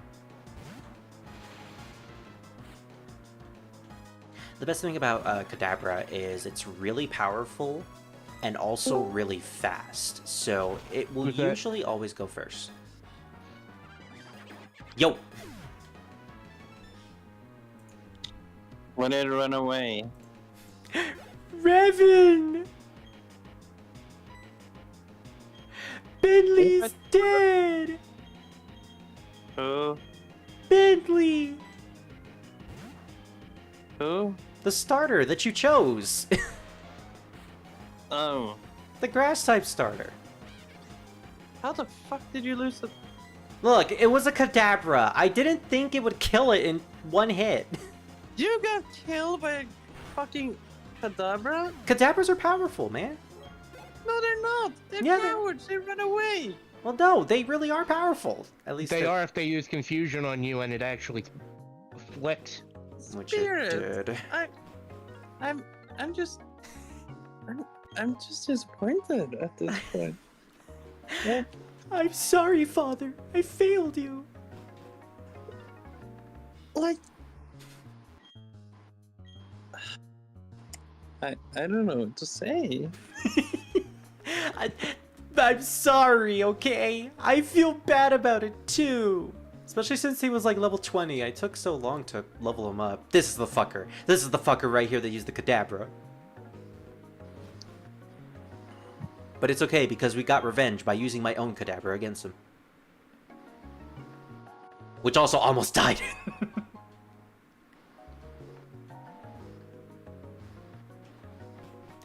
So how was your call? That means you're under leveled, Spirit. I'm not under leveled. Maybe. Actually, that Kadabra was level 20, and my Kadabra is level 21. Fuck you, Drew. Look, See, you're right, and now I'm scared, because this is also the other wall of Pokemon Platinum, so I need to make sure I'm okay here. Where the fuck is this? You're forgetting the whole leveling system too, Spirit. I know, but it takes forever to level. Oh gosh, she Yeah. has a level 23 Skuntank. Yeah. I just good luck. wanted to check what you guys were doing, and I'm gonna just leave in disappointment because Spirit. You know, I'm glad that you chose this game as the game, as the Pokemon game for me to stream, and you said you really wanted to be a part of it, and you've barely been a part of it. Well, I'm tired. Okay. That's fair. You have had a long week. I've been around the world. And town. Oh boy, Yeah. Druid! Skuntank is a poison and dark type. You know what would have been good for that? Bentley! Eh, Ah. that's what you get for not being the correct level. My new Anyway, we baby! talk later. Good night. Good night, Revan. I'll tell you if anyone else dies. Okay. Right. Goodbye, Piggy. I hope you heard that. What yeah, the that's what you get. That's what you get for not being checking out the level. I know. I should have checked the levels of this area. No, now I run into a big problem. I am low level, technically, and I have nothing that's good against the Skun Tank. Like, I managed to power level and completely decimate the Per Ugly in the last session, which was, you know, the first wall of the game. But now I made it to the second wall and I completely underleveled with all these Pokemon. Yeah. Do I just go? Do I just do it? That's up to you. This is a Skun Tank we're talking about, though. Skun Tanks are really powerful. They have Night Slash. That's a critical move.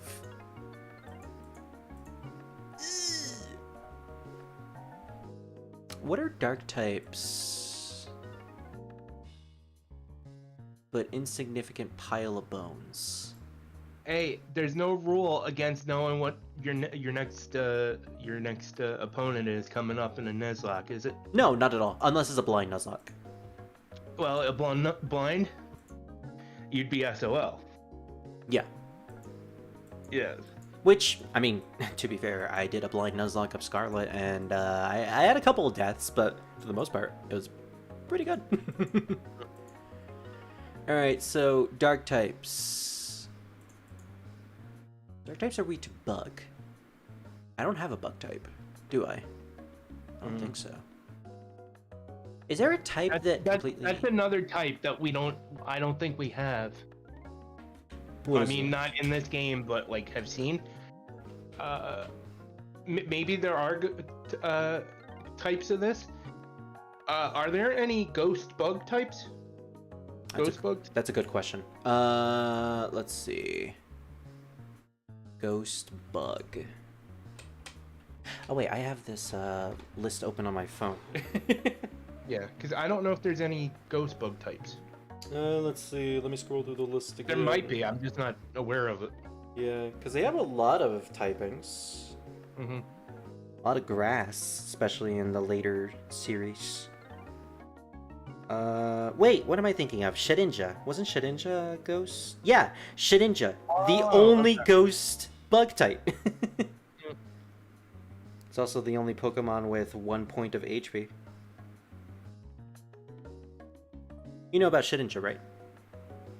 No, I don't. Shedinja has this special ability called Wonder Guard, and it completely negates all moves and all damage unless it's a weakness. That's why it only has 1 point of HP.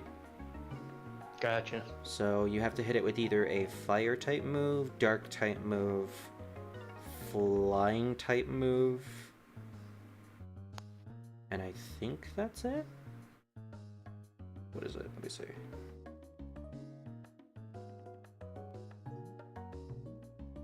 Okay, its weakness is specifically fire, scar, no, flying, ghost, and dark. Mm-hmm. So only 4 typings. Would flying ghost be redundant? Flying ghost? No, not really. Okay. Also, flying ghost is Drifloon. Oh, okay. That's kind of redundant though, because it's a ghost. Ghosts don't normally fly already. True, but I think the only reason why Drifloon is the only ghost flying Pokemon is because it's a balloon. Oh yeah, true. Unless we get a Zeppelin Pokemon one of these days. Mm. Although, who am I kidding? There probably already is one. Yeah, I still want a Ghost Eevee type. Mm-hmm. Or Ghost Eevee. Okay, so immune to Psychic. There's nothing that completely negates Dark type moves. Fighting, Steel, and Dark are not very effective. Mm-hmm. And I know you can make the joke all you want. Nobody wants a dead Eevee, but you don't know that. I want to kill my Eevee! There's people out there that are weird. He's not wrong. I mean, I'm a ghost, mainly ghost trainer. Yeah. But then again, that goes to the experiences I had in my lifetime growing up, so... It's fitting for the likes of you. Yes. For the likes of you. Sorry, that sounded weird. Okay,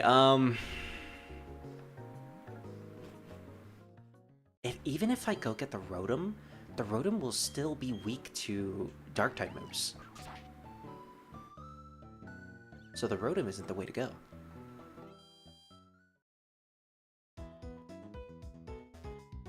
Let's see what Pokemon I have. I don't think I have any steel or fighting types. I laugh. I laugh at that when people are like, "Well, why do you, why would you be considered a ghost type trainer?" Me, like personally, why I prefer ghost types? Mm-hmm.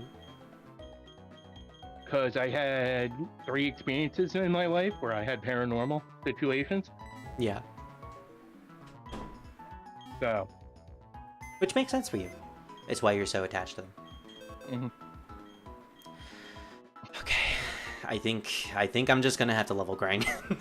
Yeah, so. Alright. We're gonna have to get to level 23 because that's the same level as Perugly, and I don't want to take any chances. Good, now I can bother you. Yeah, actually, this is And gonna thank be you, the man. boring part. Yep. Alright, let's get started with the grinding. And I can use the speed up feature. So, anything new happen, Drew? No, not really. Let me bother you! Wait, actually, I have Yeah, nothing no. to say.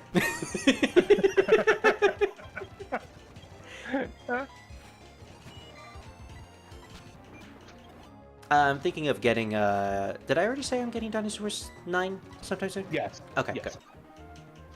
9 is the one that has the online that was added? Yes. Okay, I'll have to rebuy 9 with all the units. No, no, I have to read by 9. Yeah, I mean, that's not a same. big deal.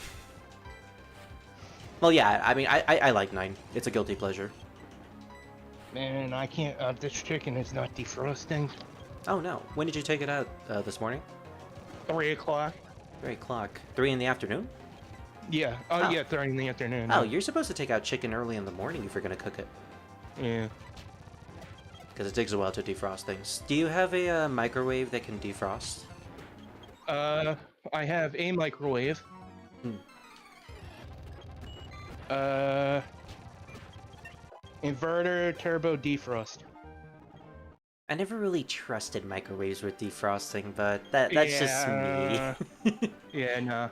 My mother is a little paranoid with that type of stuff. I mean, for right reasons. I don't blame her at all. Because food is very dangerous if it's cooked the wrong way. Yep. Especially chicken. Anything meat related, meat, chicken, beef, you kind of want to always be careful with it. Which is why I always have this golden rule. If there's chicken or meat that stayed for over 3 days, it is not good anymore. Mm-hmm. It's not worth eating. I'm looking for a bowl so I can get myself like a handful of stuff. Nice. I think someone's calling me. Hello? Are you being paged? Hello? No, I guess not. I think someone knocked at my door and then they realized that I have my light on. Oh, dude, that's their way of telling you, don't interrupt me, I'm streaming. Yeah, even though my sister never really listens. To be fair, she has like 2 nieces, or why do I keep calling them her nieces? They're my nieces. Yeah, they are your nieces. Yes. Yeah, they're my nieces. Yeah, she has nieces. I have nieces. Well, she does have a nephew because I am a dog daddy. I'm an uncle, so. Yes, you're my uncle. No, I have nieces and nephews. So I'm sorry. Okay, yeah. that's why I said I'm an uncle. Yes, you are. Same. So. Actually, yeah, we both have sisters who have children. Yep. Okay, And even though my sister's a thief, yeah. why I'm like, if worse comes to worse, I'm not going with her. I would rather be out on the street. Although thankfully you have options, so Yeah, well, They I will- can always go into somebody that needs a roommate or something. exactly. Like Yeah. I said, just get me a room where I can put my computer and my clothes, and I'll pay for rent and food. Exactly. But- Yeah. And besides, Yeah. I'm sure the government will not let you be on the street. No, they won't.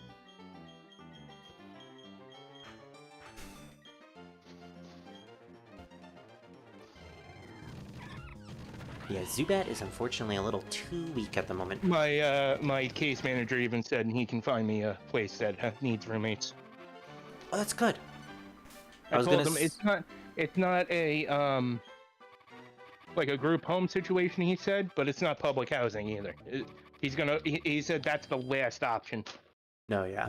Group housing is probably not good at all for any of he us. said for me, he said you are not disabled enough for group housing. Oh, okay, so you're not qualified for this. Well, Right. He said you could go into public housing. I said, oh, so like HUD or stuff, and he goes, no, HUD is something totally different. Public housing is something totally different. what is public housing specifically, So, if you even know anything? Public housing is if you're homeless, Mhm. but you need help managing bills and stuff. Mhm. Then what you would do is public housing. It's not like HUD or Section 8. Okay, so Those basically are their own things. you have assistance. So public housing is more like you just need a place to go to. Mhm. And you pay a little bit of rent here and there. Again, it sounds like Section 8 and all of those things. Yeah. But think of it like dramatically reduced bills. Mhm. And but you're not classed under Section 8 or HUD. Okay. So that's what public housing is, in a sense. Interesting. I've never heard of that actually. Yeah.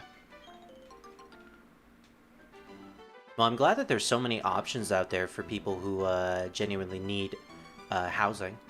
Yes.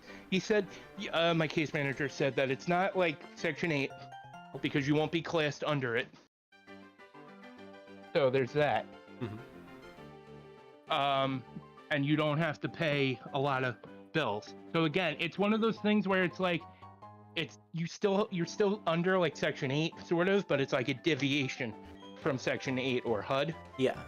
It's another path where it's like you get your own house, but everything is reduced in price. Well, that sounds pretty good, honestly. Mhm. But you need to be qualified in order to Yes. get And I access to told that. Sean I would rather have a roommate Yeah. because if I'm by myself, I'm gonna go nutty. Mm-hmm. So having somebody there to be able to help pay the rent and stuff, and I'd be willing to help them pay it. Yeah. I'd agreed about the whole needing a roommate thing. I don't think I'd be able to live alone. It just seems way too lonely. Even if I have you guys to talk to every now and then. Yeah, no, like I said, if I was by myself, I would need somebody on Discord with me 24/7. Yes. To keep me from like, I heard a creak, what's that? That too. Also, the paranoia about it is just Yeah. too much to deal with. Yeah, I wouldn't be able to handle it. Yeah. Even if I had my pet with me, I think it would just be a little awkward. What did it have? Pachirisu? Okay. Tinsel can do that. Can deal with this.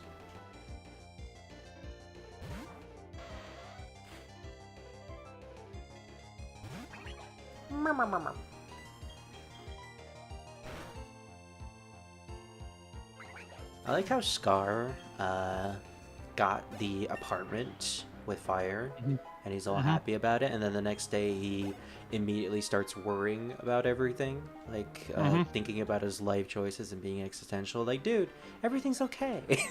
You're good. Yeah. You're in a very good place right now. Mm-hmm. And it seems he settled stuff with his family as well. I found it funny how we were talking to him about you going to live with them eventually, and he was thinking that would happen like super soon.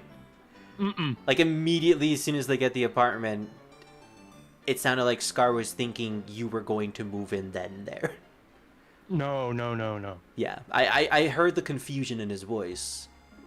I knew, like, we needed to tell him that no, it's gonna take a while. You're in a good position at the moment, and you're not gonna be leaving anytime soon. No, but if mom passes away and then dad passes away, I'd be like, sorry, I need to come down, like now. Yeah, exactly. You need to get me a plane ticket and a way for me to ship my stuff.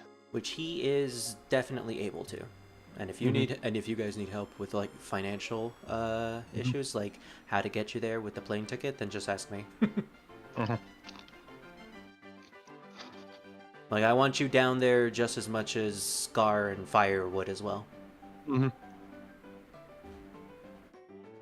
And then Miles and me can visit you guys, and we can all be together. Mm-hmm. Exactly.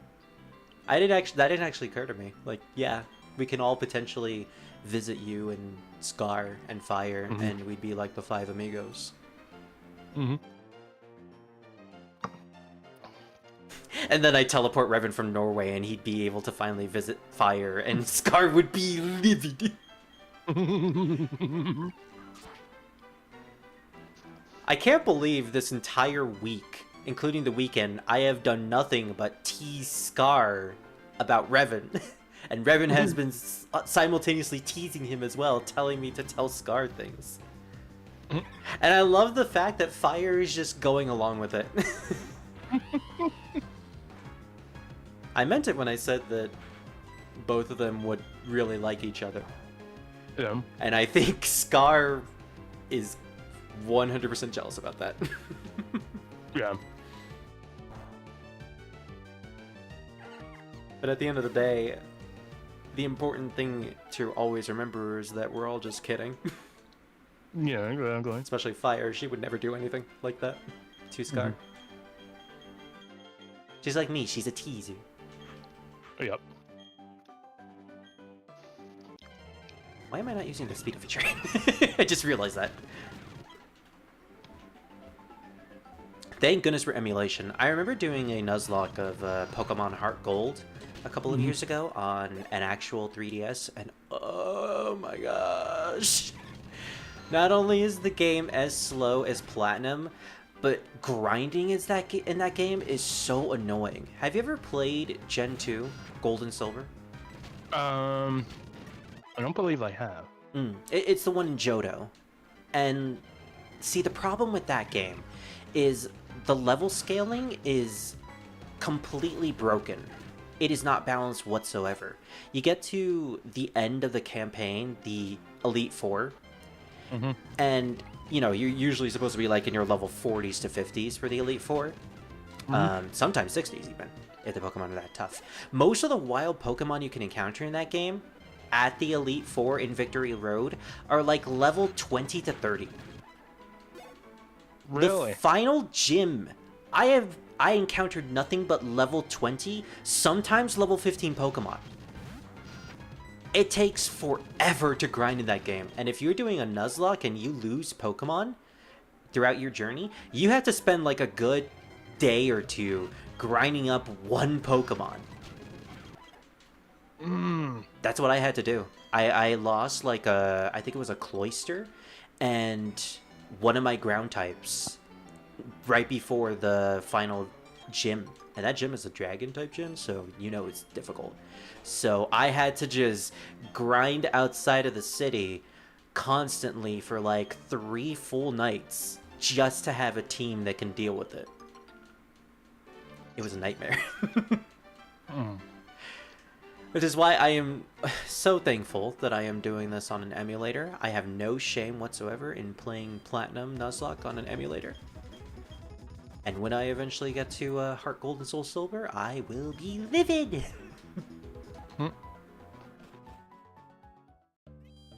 One thing I really want to do one of these days is do a, I forget the term for it, but it's a Nuzlocke where you do 2-player with someone. It has lock in the name. It's not a Wonder Lock. I think Jaded Animation did one. But like essentially you two players play the same game, and you catch one Pokemon in each route. It's kind of like a normal Nuzlocke, but there are extra rules tied to it. Like I believe you can't catch Pokemon of the same type, and you also can't have the same Pokemon in either team. And you can only have like one specific type of something in your team. Like, you know, you can only have one fire type, you can only have one dark type, etc, etc. And there's more rules than that, but it seems really fun. Like the ability to play with another person in what is essentially a single player game. I don't know, that appeals to me. The problem is that I don't know who I would end up doing that with, because Revan hates emulation. Yeah. And Scar... And Miles is at boot camp. Yeah. And Fire wouldn't do it. And And my computer's not the best for it. well, I mean, I don't know if our computers would need to be that good. Mm-hmm. Your computer is just as good as mine, if not better. Mhm. Actually, yours is better because you can handle Windows 11. Yeah. I completely skipped over. I would need a legitimate copy and a legitimate if I did do it. Yeah, a legitimate cartridge in a console or handheld console. Mm-hmm. Is that for morality's sake or just your personal preference? Personal preference. That's fair. I harp on Revan all the time about emulation, but like I completely understand his stance on it because I know it's his preference. And it's not a thing of me not running emulation on my PC. It's just I've had problems where I've downloaded emulators and then I couldn't find out where they went because I tried to get rid of it and it would just sit on my PC Yeah. and just bog everything down. Yeah. That was basically my experience with emulation back in the day. Mm-hmm. Like, before I got my new PC, before I even had my laptop, my old Windows Vista was filled with so much emulators that, one, I could not play because my computer was really bad, couldn't run anything, and two, because I was a stupid kid, and I ended up downloading a lot of malware. Mm-hmm.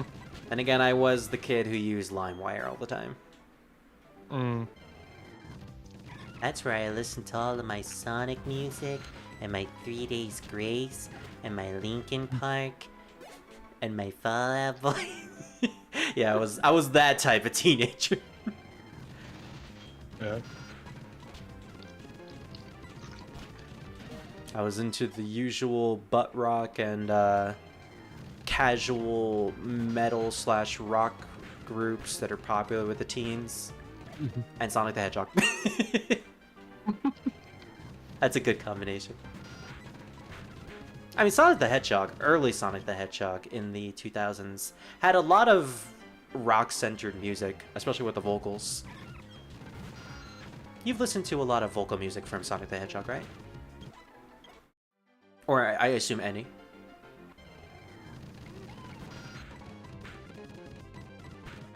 I'm not liking the silence, Stuart.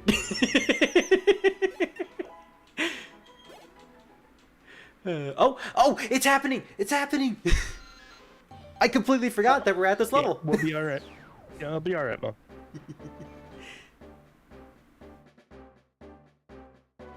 Here she is!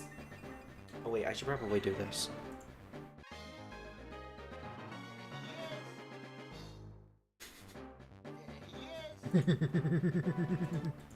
Even though it's a she. Congratulations, your Cynder has evolved into Golbat!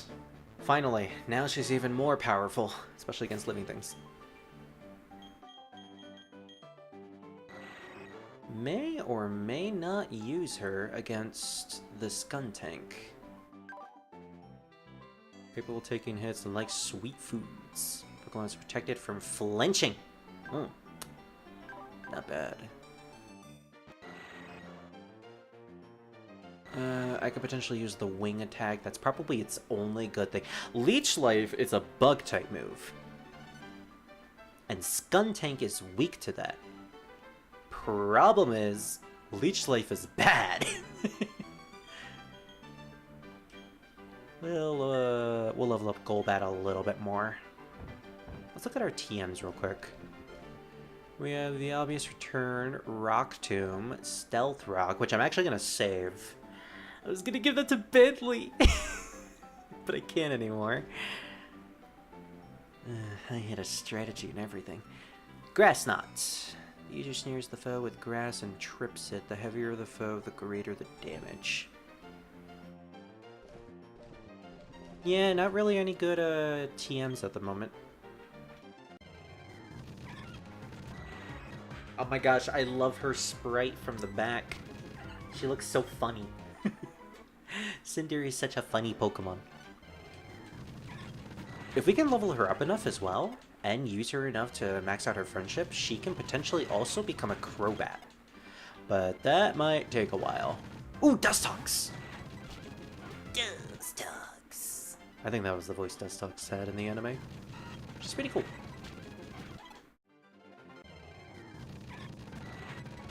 Alright, one more battle and we'll have to go back to the Pokemon Center. Although I will just switch to a different Pokemon to level it up right now. I am also keeping track of the time, because when 6 hours hits, I'm going to have to go back to that tree. I may or may not be streaming by then, but if I still am, then I'll go back to the tree and catch it on screen. If not, then I'll catch it off screen.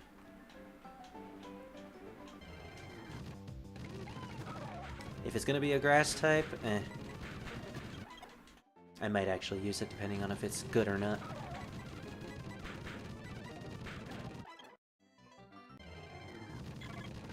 Ooh, Beautifly! Yeah, they have the full evolutions of Wurmple here. Ooh! Okay, don't want to lose Suma sure.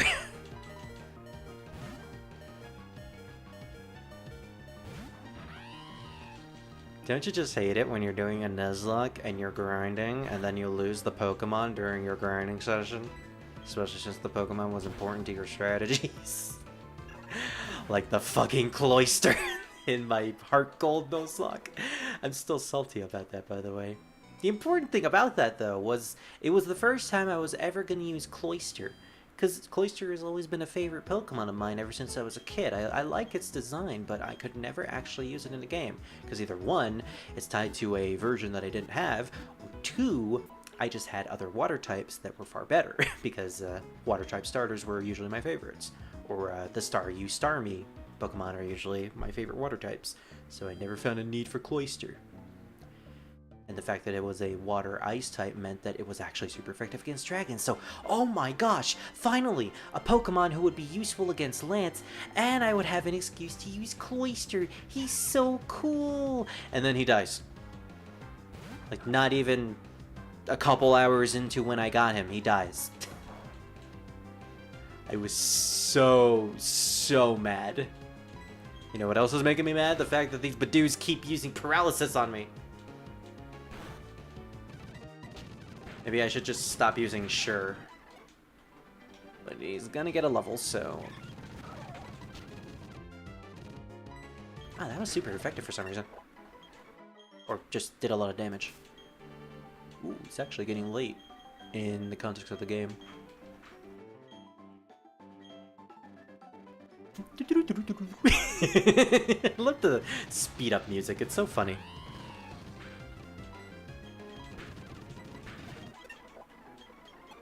I actually didn't realize Retro just needed one more battle.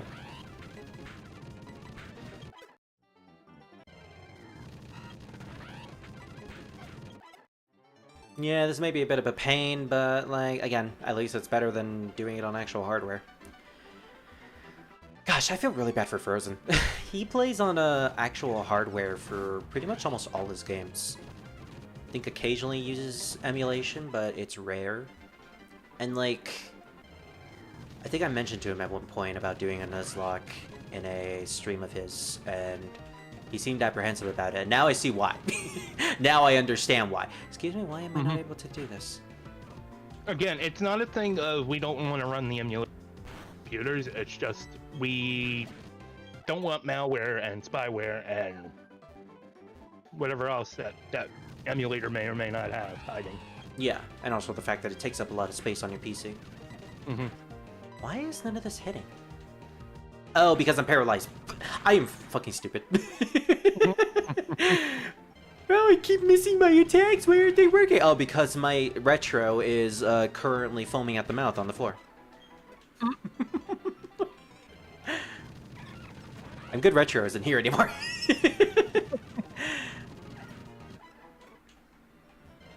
But yeah, on the other hand, I appreciate the ease of accessibility with emulators. You're able to play these games not only on your PC, and play them whenever you want, but you can also use speed up features or save states, which makes it so much more convenient. Like, I've been playing Final Fantasy Tactics recently. That game is a grind sesh. A good grind sesh, but still, the stuff that I'm doing in that game requires intense grinding and multiple nights of grinding if I wasn't using the speed up feature. / save state. I use save states for poaching and recruiting monsters in that game. Which, by the way, I did get the stone gun for Mustadio in that game by poaching my Dark Behemoth. So, and I have confirmed that it does inflict the stone debuff or stone status effect on Mustadio at the beginning of a battle, and the Jade Armlet does not negate it. So you actually do need another character to throw a soft on Mustadio in order to actually have him fight. But gosh, does that gun do so much damage. It's on par with Augury's Oaks with its damage capability, and that's saying something. I don't know if I'm going to get another one for Druid, especially since Druid is probably going to be the one to throw the softs at Mustadio. So, if I was going with a Ramza Monk build, I would probably have him be the one to throw softs at everybody. Actually, no, I wouldn't. I would have him use his Guts abilities. Tactics is a really fun game.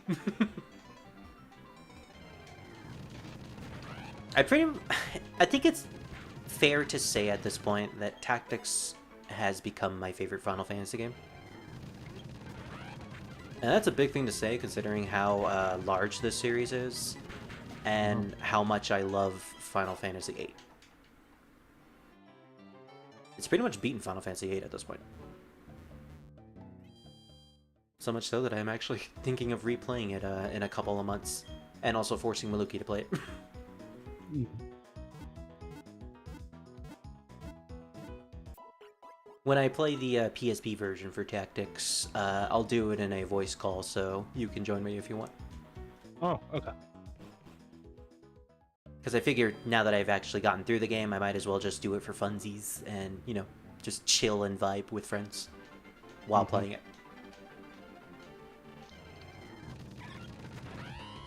Plus, you get to experience the Balthier event when I get to that in that version. Damn it, I hate poison. I don't want to go back to the Pokemon Center. But I have no choice.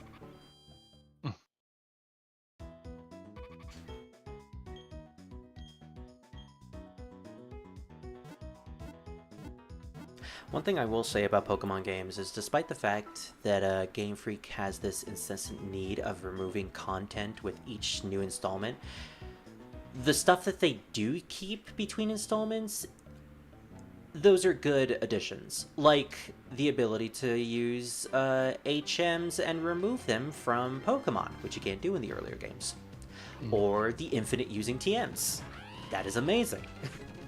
The ability to use repels automatically with the window that shows up to ask if you want to use another repel.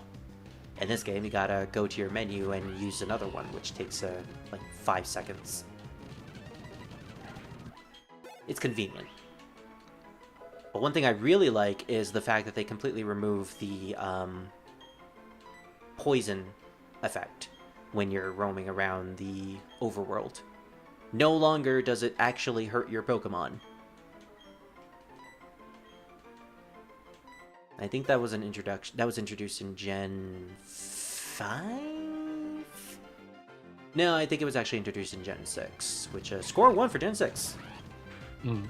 That's not something that I usually say. Also, Retro's HP is 69. Nice. Man, I'm really glad Retro's in here anymore. Fuck you! Fuck you with the poison!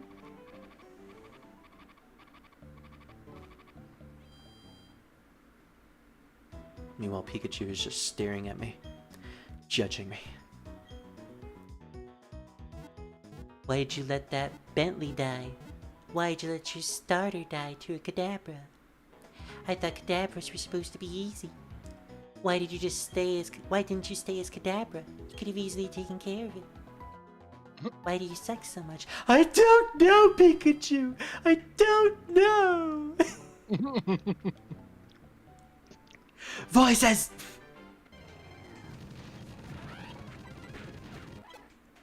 There we Okay, go. I found a mod pack that is more of a hardcore pack here. When you say Called hard, Wasteland. go on. It's called the Wasteland. It makes the Commonwealth more immersive. It adds more arsenal and creatures. With the Wasteland mod collection. So basically, when you said hardcore, you meant it. Like it alters the difficulty of the game by changing mechanics to make it more immersive and interesting. Kind of like the in-game option to turn the hunger and thirst meter on and off. Yeah, to a degree.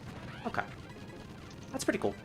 For people that want that extra challenge and have probably played the game multiple times.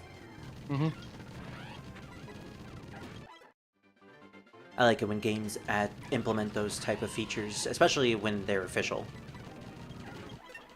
Fuck you!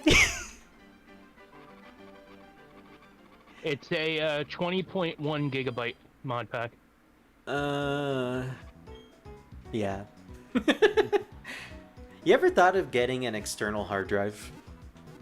Many times, yeah. Same. I think that would be very convenient for our gaming. It'd certainly be convenient for me because I edit a lot and these videos take up a lot of space. I have a folder that's comprised of all of my Dissidia Opera Omnia videos that I haven't uploaded yet. And it's taking like 60 gigabytes. And I need that. I need those gigabytes for videos that I'm recording. Alright, Sumashiro, you're gonna be stronger than ever. Let's just hope that tumor doesn't activate in your eye anytime soon. It's canon. Sumashiro. He had like a tumor in his eye that Oh, right, yeah.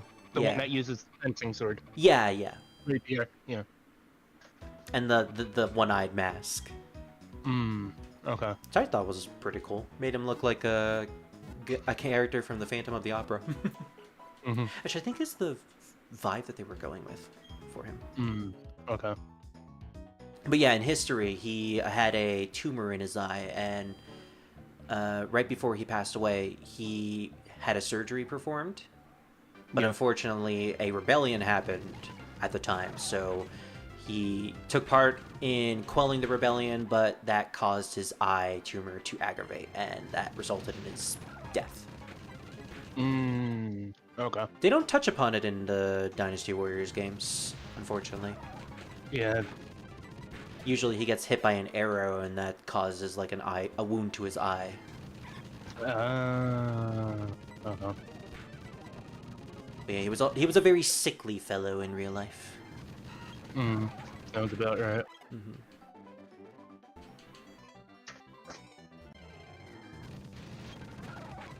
And talking about this just really makes me want to get to Dynasty Warriors 7. You played Dynasty Warriors 7, right? Yes. Yeah. That game has a really good story mode. In that the story mode is actually like a melodrama. It goes through the story of the Three Kingdoms and tells it as if it's like an actual novella drama that you watch. With like super suspenseful battles, over dramatic deaths. Exactly. It's really fun. Probably my favorite story mode in all the Dynasty Warriors games, barring Dynasty Warriors 5, because I have a soft spot for that game.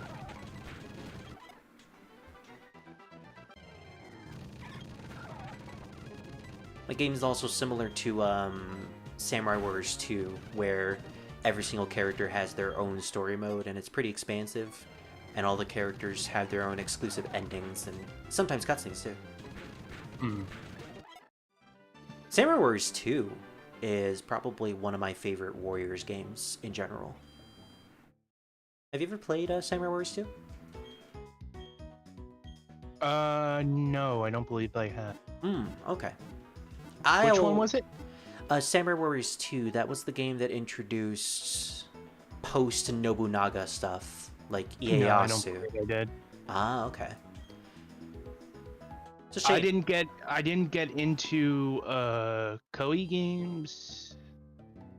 Well, though I think it was Dynasty Warriors 4 when I first started, and then I had to play catch up and play the old games.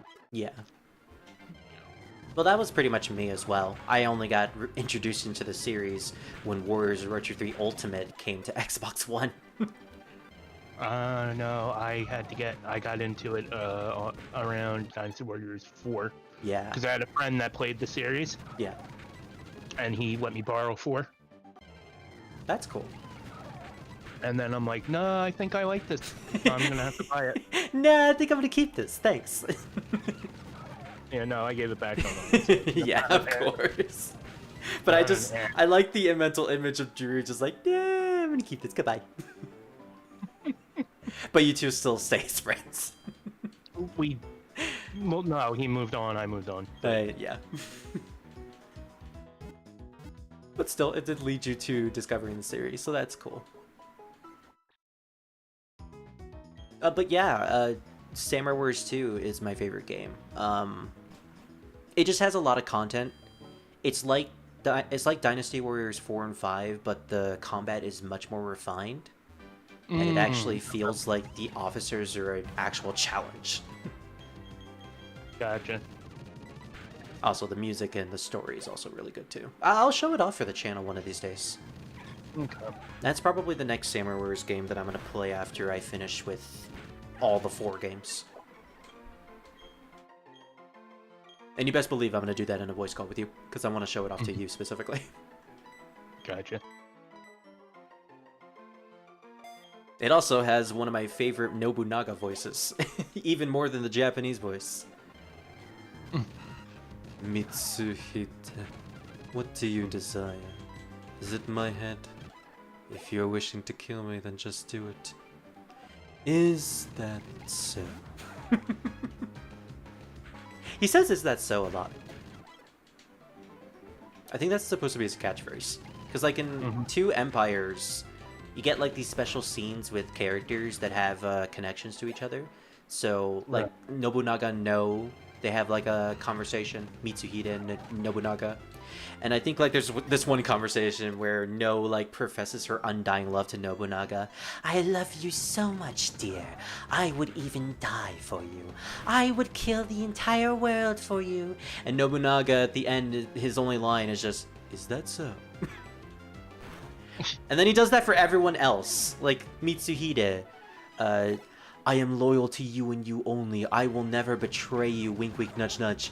Is that so? Nobufusa, father, I will always be with you. I will be the strongest son for you, and I will conquer the land just for you. Is that so? Oh, that's right, because No couldn't have kids, yeah. Well, that too, yeah. But yeah, Nobunaga just says, is that so to everybody. Worry not, Nene. The line was. Basically, yeah. Damn it, OBS, what are you doing? OBS said it disconnected, but it didn't. What's going on, OBS? What you doing? What you doing? Alright, I'm still sad. You know what? I'm gonna stay sad for the rest of this playthrough. Or the rest of his session, at least.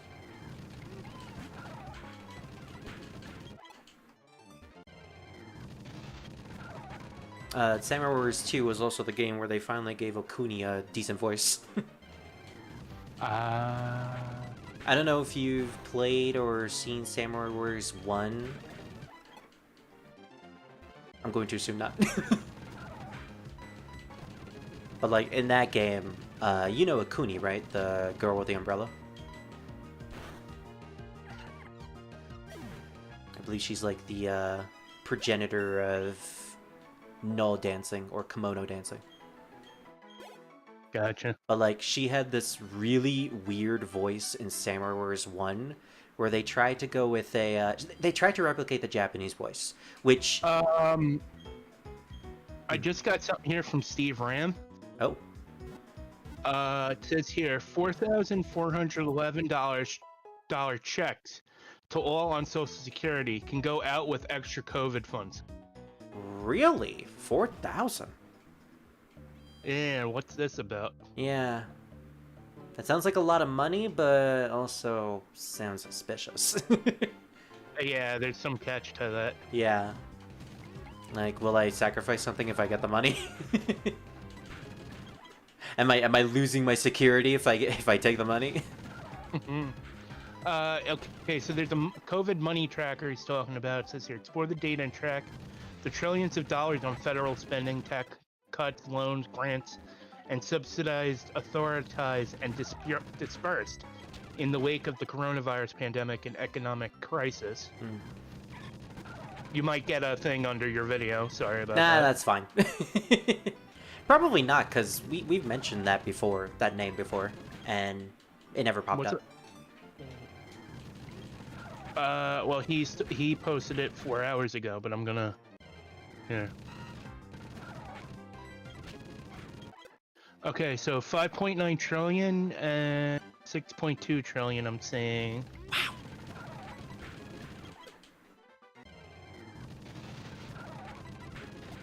I mean, 4K Okay, is... Go on. it says here. Excuse me, I'm just pausing on something. It says, been allocated and meant to go out to help the American people, and it turns out that as of today, May 29, 2024, there still remains $300 billion of leftover funds. Billion with a B. 300 billion.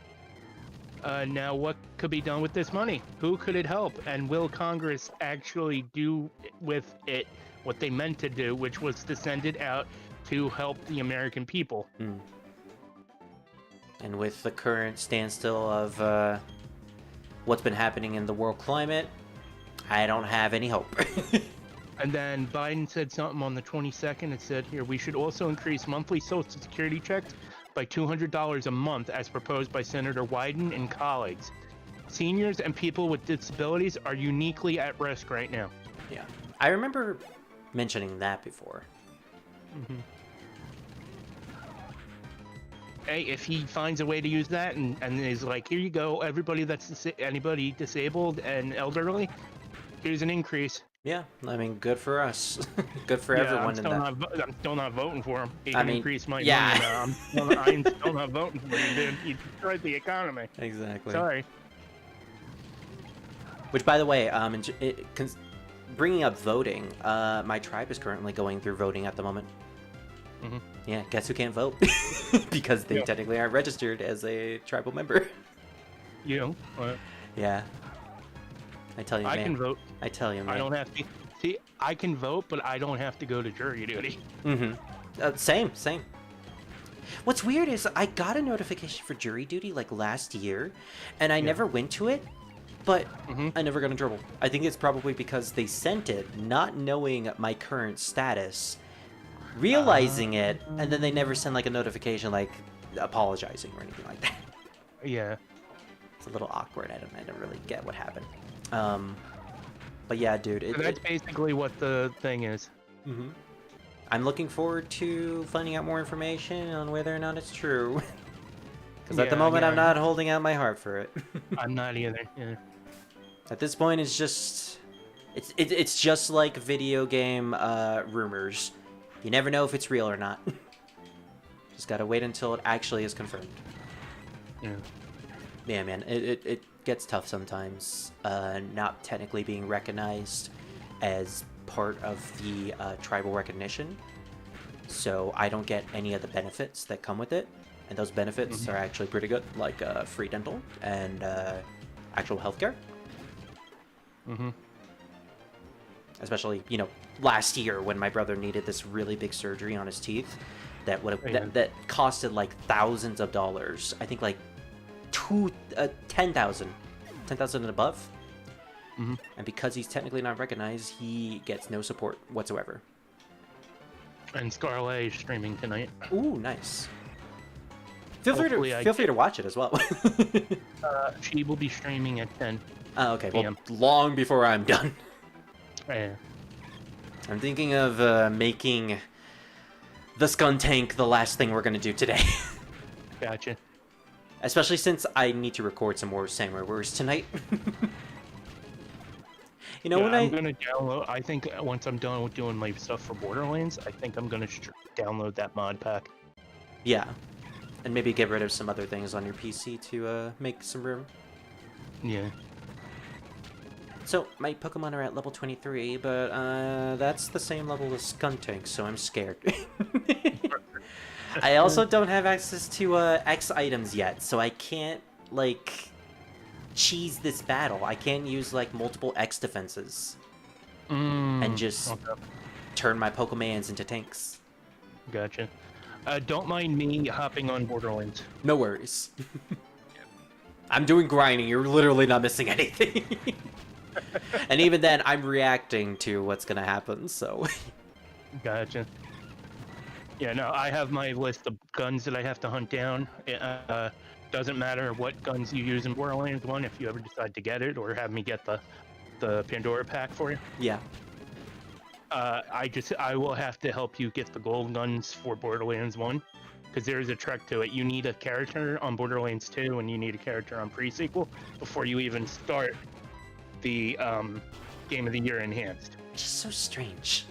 Yeah, and the reason is because you could play the first Borderlands game, the regular, right? Mm-hmm. So you play regular Game of the Year, 2, or regular Borderlands 1 Game of the Year, pre-sequel, then 2, and then 3, Mm-hmm. and then after you finish 2, then you can hop onto Enhanced because of the way that the games came out. Yeah, like order of release. Why? That's why. Yeah. Then again, why would you ever want to play the original Borderlands one when you can just play the Game of the Year edition? Yeah, so you're better off just starting with pre-sequel. Exactly. Although, isn't Borderlands 1 technically the first game? Like, the first game in Yeah. the timeline? Yep. But the thing is that if you play, what is it? If you play the original Borderlands Mhm. and beat it, you can transfer your character from the original Borderlands game into Enhanced, Hmm. and you can play the game over again. Okay, so I guess if you want to play the game again, then you have that option. Yes.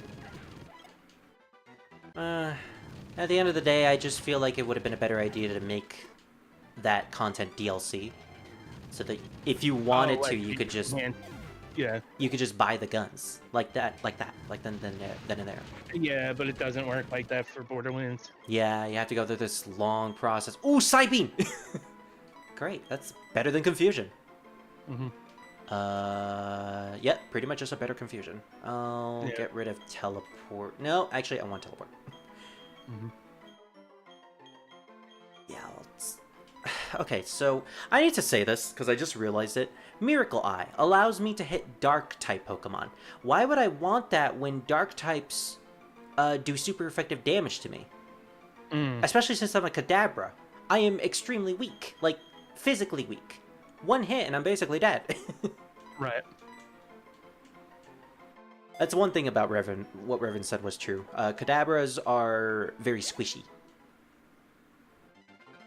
They're not tanks. They're glass cannons, actually. That's the better term to describe them. They're glass cannons. They deal a lot of damage, but if they end up taking damage, well, they're pretty much out. Alright, I'm starting with Roland. So Nice. let's see what two gold guns I got. I got a rocket launcher and a sniper rifle. Woo!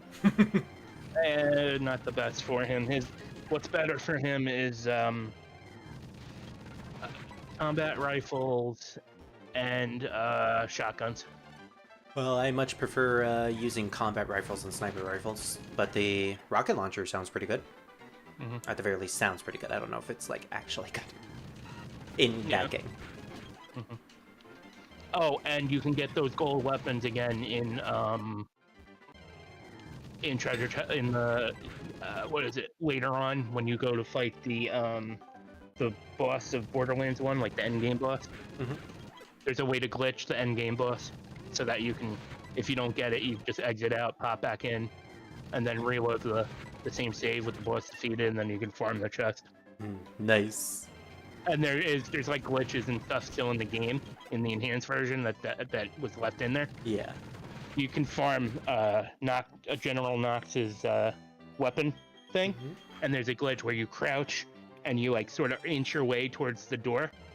You can fall between where the door piece is, like the landing and stuff, and you can get into his armory without setting the bomb off. Nice. In your armory, so you can farm it, leave, and then repeat it constantly. That So, sounds like a there's cool oversight, especially since if you want that item. Mm-hmm.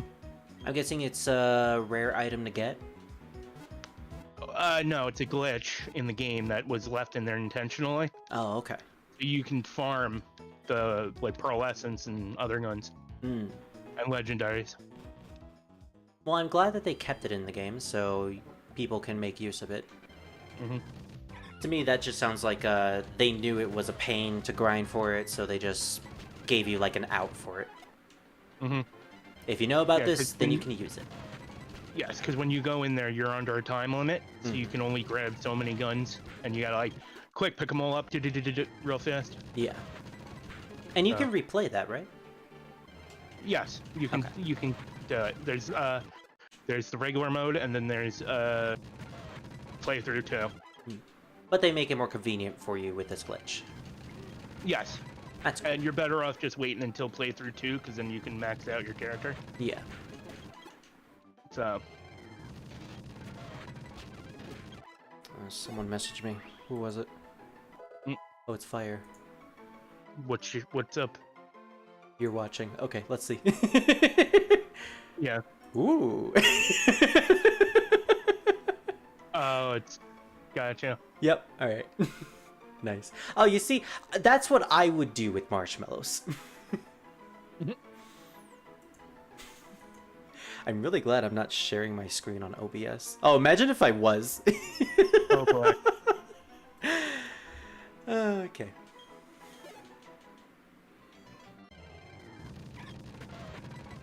You can do it, Tinsel. Dang it, Tinsel. You got poisoned. When you get done streaming, I'll show you what the original one looks like. Sure thing. The enhanced version of it, anyway. And then we can enter into the other server and see if Scar joins the voice call. Oh yeah. You want to just go in there right now, see if he joins? Do you want him on the stream though? I don't care. Especially nah. since Okay. I'll respect that. We'll keep Pokemon as a Revan specific thing. Or Revan server thing. I'm trying to think of what game I'm doing sometime soon that I'm gonna do in a voice call. Well, I already said Yeah. Sorry. You're fine. Sometimes I just have like seizures. Not really. I have to make that distinction. I don't get seizures. You have brain fog moments. Yes, literally. So if I ever stutter a ton, that wasn't on purpose. I was just trying to find the right words. I think it might also just be a combination of me getting tongue-tied. Gotcha. What was I saying before I don't know. this? All right, voice chats. Dynasty Warriors 7. Do you want to do that in this server, or do you want to do that with a server that Scar is in? With Scar. Okay. Alright. Heck, I think he'd even enjoy it if he ever shows up. Yep. I know he watched me play Dynasty Warriors 9 on Twitch back in the day. And he pleasantly enjoyed it from the looks of it. Mhm. We had a lot of conversations about it, like I always mentioned it being the Sonic 06 of the Dynasty Warriors franchise. And similar to Sonic 06, I actually appreciate the game despite knowing that it has a lot of flaws. Kind of like this game. Borderlands 1. Mm-hmm. Would you say it's considered the worst game in the franchise, though? It's more like just like their first attempt at a looter shooter. Yeah. So it's not as streamlined. But then Borderlands 2 is where they perfected it. Yeah, from what I've heard, like, from what you told me, there's a lot of mechanics that they introduced in the second game that just stays. Like the way weapons and character builds work.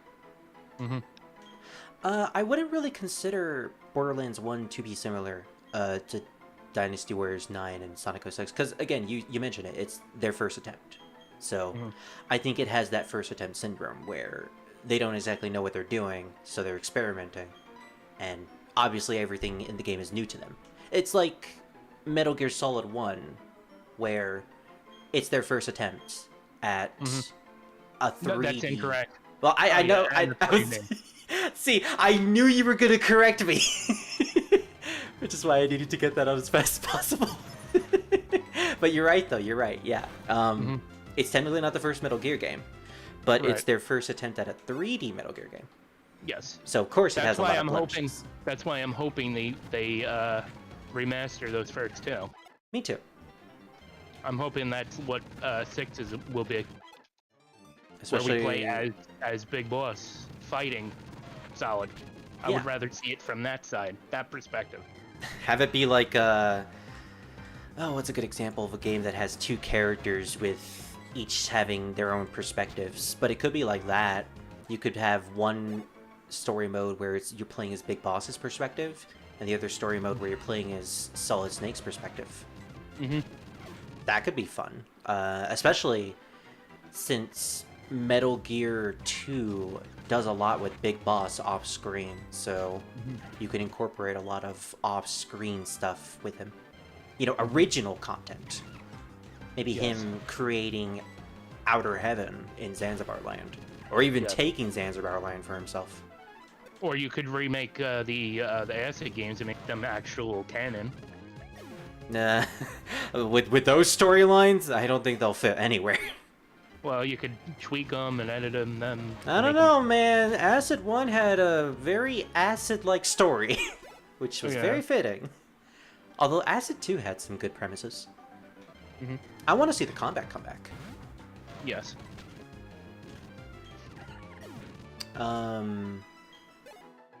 They remade, well, not exactly remade, but they made an HD version of Peace Walker. Maybe they could do that for the other PSP game, Portable Ops.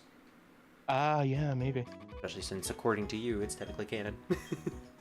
Yeah. Well, not just according to you, Peace Walker legitimately makes a canon.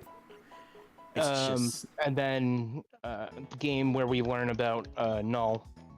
Yeah. And also, I think Colonel Campbell shows up. Yes.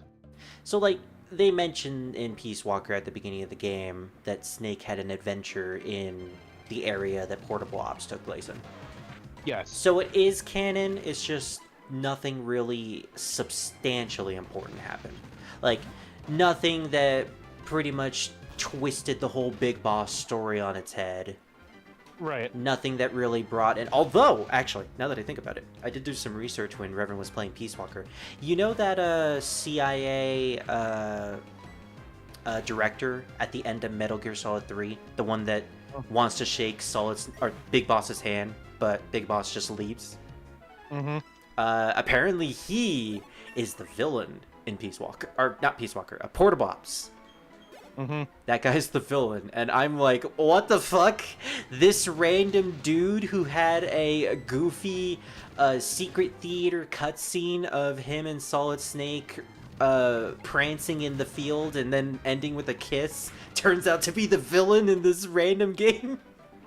Yep. That's why I keep telling you people, it is canon. I was shocked. I'll play it one day. Especially since it's only tied to PSP, so there's no, like, definitive version. That's because Hideo will not accept it as canon. does not mean that it is not canon. Mm-hmm. Well, even then, Kojima made a reference to it in Yes, Peace it's Walker. canon. It's canon because we meet Campbell Yeah. and we meet Null Yeah. before he became. Yeah, we're keeping that a secret. You know, Speaking of Metal Gear, I know I said I was going to go through the games in chronological order of timeline. So like Metal Gear Solid 3, then Portable Ops and Peace Walker. right? Because, you know, Revan told me to. Like, I don't know, man. It was the one. I know, I want to just go in the natural order. I want to go with Metal Gear 1 and 2, and then I want to play Metal Gear Solid 1, and then my favorite game, Metal Gear Solid 2.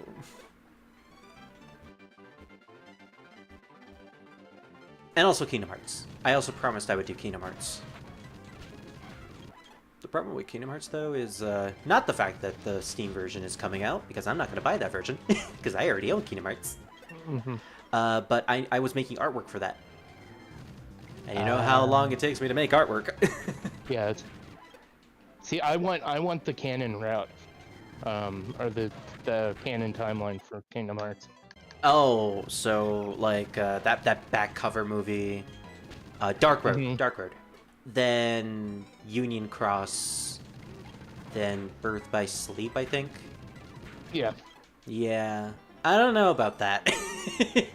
That's why I'm hoping they have all 3 games in a bundle. Yeah. Well, what I mean by that is, if you play it in chronological order, it's even more confusing than Metal Gear. Not necessarily. Well, it's just the fact that they make a lot of references to the later games in the timeline. You play through Birth by Sleep, and at the end of the secret movie, you get like these little snippets of the characters from other games. You get Roxas, and then you get Namine, and then you get Sora and Riku and Kairi at the end of Kingdom Hearts 2, because the game was released after that, and they were building up that plot line. Oh, I gotcha. So they showed like these random scenes, and if you're playing Birth by Sleep as your first Kingdom Hearts game, because it's the first in the timeline, technically, out of all the games, not movies, not Union Cross, out of all the games, you're just gonna be like super confused at the end, like who the fuck is this kid who looks like Ventus, and why is he with an older version of Lee? Well, that gets explained. Well, yes, it does get explained, but you're not supposed to be confused by it. You're supposed to know who they are. Well, it wouldn't work out that way for me. Yeah, of course. If you're gonna play in chronological order, then you're not gonna know who they are if it's your first game. But yeah, like you can play it however you want. It's just that obviously, I want to call him Kojima, Nomura didn't intend these games to be played in chronological order. Right. He certainly he modeled it off of Star Wars, but he certainly didn't do it like Star Wars, where you can actually watch them in chronological order, and it actually makes sense in that way. Gotcha. And funnily enough, I did watch the Star Wars movies in chronological order with Revan. He showed me the episode 1, 2, 3. yeah the prequel movies and then the original trilogy. Yep. And gotta say, I actually like the original trilogy movies a lot more than the prequel movies, even though I haven't finished 3 yet, or 6 technically, the 6th movie. I loved A New Hope. It was one of my favorites, and the second movie was even better. So you could say it was you had New Hope. Well, yeah, considering I didn't really like the prequel movies. I actually was starting to lose hope in this franchise, which, you know, sucks because my significant other really loves Star Wars. Which, speaking of which, I do need to get back into watching My Little Pony after this sometime soon. Gotcha. I know Maluki showed interest in My Little Pony, so maybe we can watch it together. Yeah. And speaking of shows that I want to watch together with other people, I need to fucking get on Kamen Rider. I've been saying that for the past 3 years. I'm gonna watch Kamen Rider Agito. I haven't watched it yet. And every website I find that has episodes, they always remove them a couple months after. Mm-hmm. Because it's an old Japanese tokusatsu show that never got a official English release. And there's also no official website to watch them at. Right. Especially with subtitles. Yeah. All right, so let me explain the weapon setups a little bit for you. Yeah. So Roland uses, who's the soldier, combat like ARs and shotguns.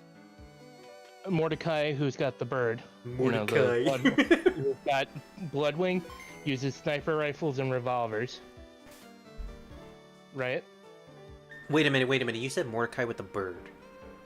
Yeah, he's got a bird that he summons. It's He's called got a Bloodwing. bird? Is it a bluebird? No, it's a red. Okay. Well, you realize I'm making a regular show reference. Yeah. He uses sniper rifles and revolvers. Okay. There's Lilith, who uses SMGs and pistols. Mm-hmm. And then there's Brick, who uses rocket launchers, and he is more melee focused. Interesting. Yeah, so he's heavier with the melee.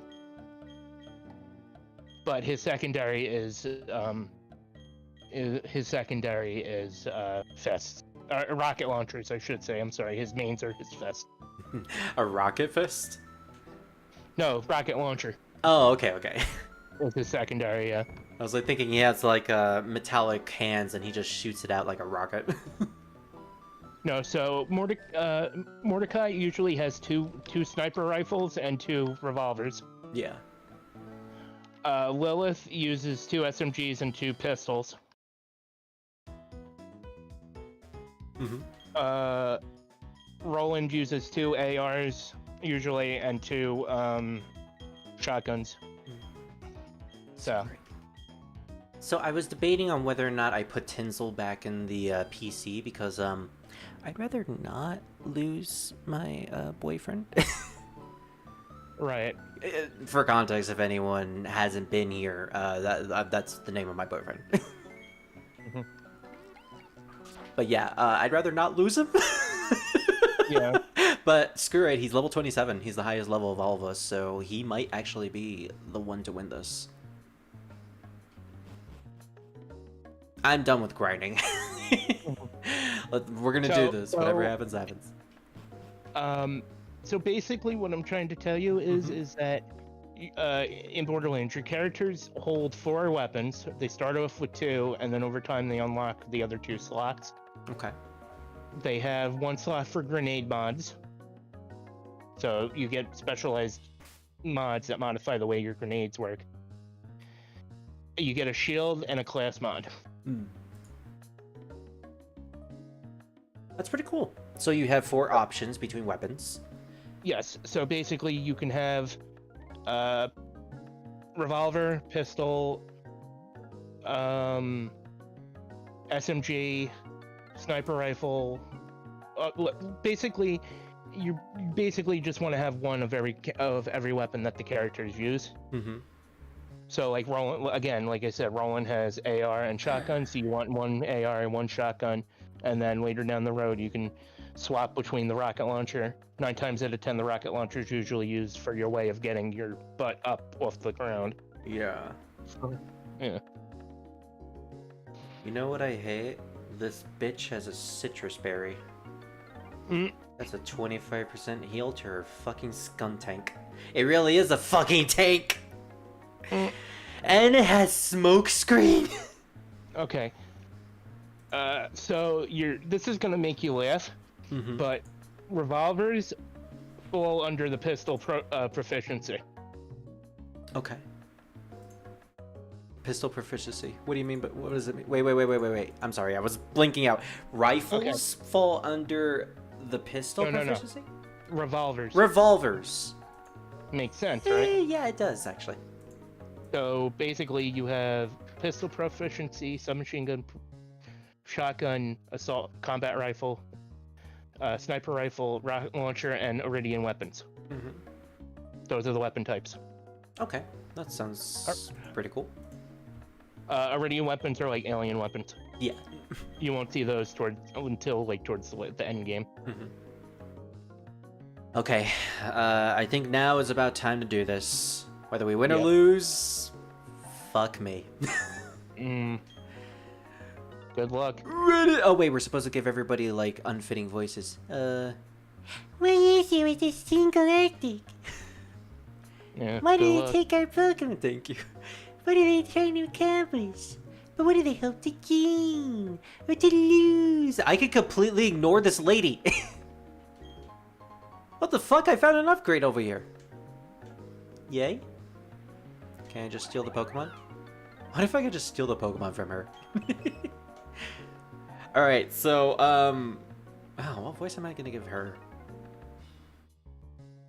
I could give her the, sniveling Masayuki voice. Did you want something? How silly of me to even ask. You want to free the Pokemon. Fine, I, Jupiter, will deal with you. It's interesting how the two female executives of this game are the most powerful and consider the walls. They are the Matador and Minotaur of this game.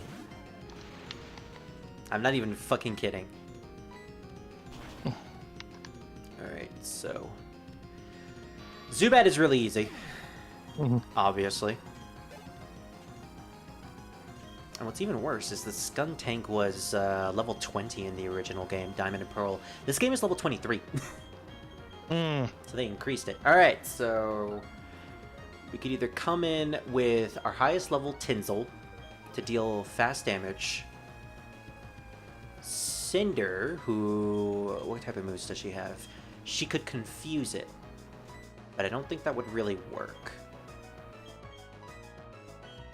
Sure has Mud Bomb, which lowers the target's accuracy. It may lower the target's accuracy, so not that good. And we have... oh no! I switched out to Retro! I was gonna switch out to Suma Sure. That way we could lower its accuracy. Well... just fucking farted at me. Well, actually, this is good. This is good because we lowered its physical attack with Retro. That was actually a blessing in disguise. Okay, so we need to look at Retro's move list. What does Charge do again? Raises the user's special defense. Doesn't work because it has an physical offensive move. We could lower this thing's defense. Or we could possibly flinch it. I'm thinking we use Leer and just hope that we can lower the defense and then use physical offensive moves. That is a critical hit! That is a fucking critical hit! Ugh! Not good. Not good. I hate you! We can either... Alright. Here's what we can do. We lowered his defense. We can either sack Retro and sacrifice him. Or we switch to Kevin, who's level 5. He's our HM slave. We sack him. Why do I feel like you're gonna have to start this Nuzlocke all over again at some point? I'm scared. I've never actually completed a Nuzlocke until Pokemon Scarlet. Okay. Aang is useless. We lowered his defense at least, and lowered his attack. That would have... oh my gosh, just imagine. That would have been a one-hit kill if we had not used Retro. Because it was a critical hit.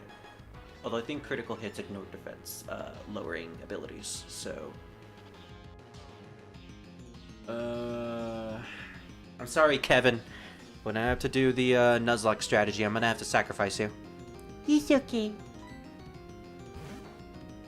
Thankfully, I have this rule for if our HM slave ends up dying, we can never use him in battle again, but we can still use him for his HMs. So even though Kevin is technically dead, I can still bring him out when I need someone to cut. Don't take that out of context. Alright, so we either go into Cynder to try to confuse them, although that might just be wishful thinking.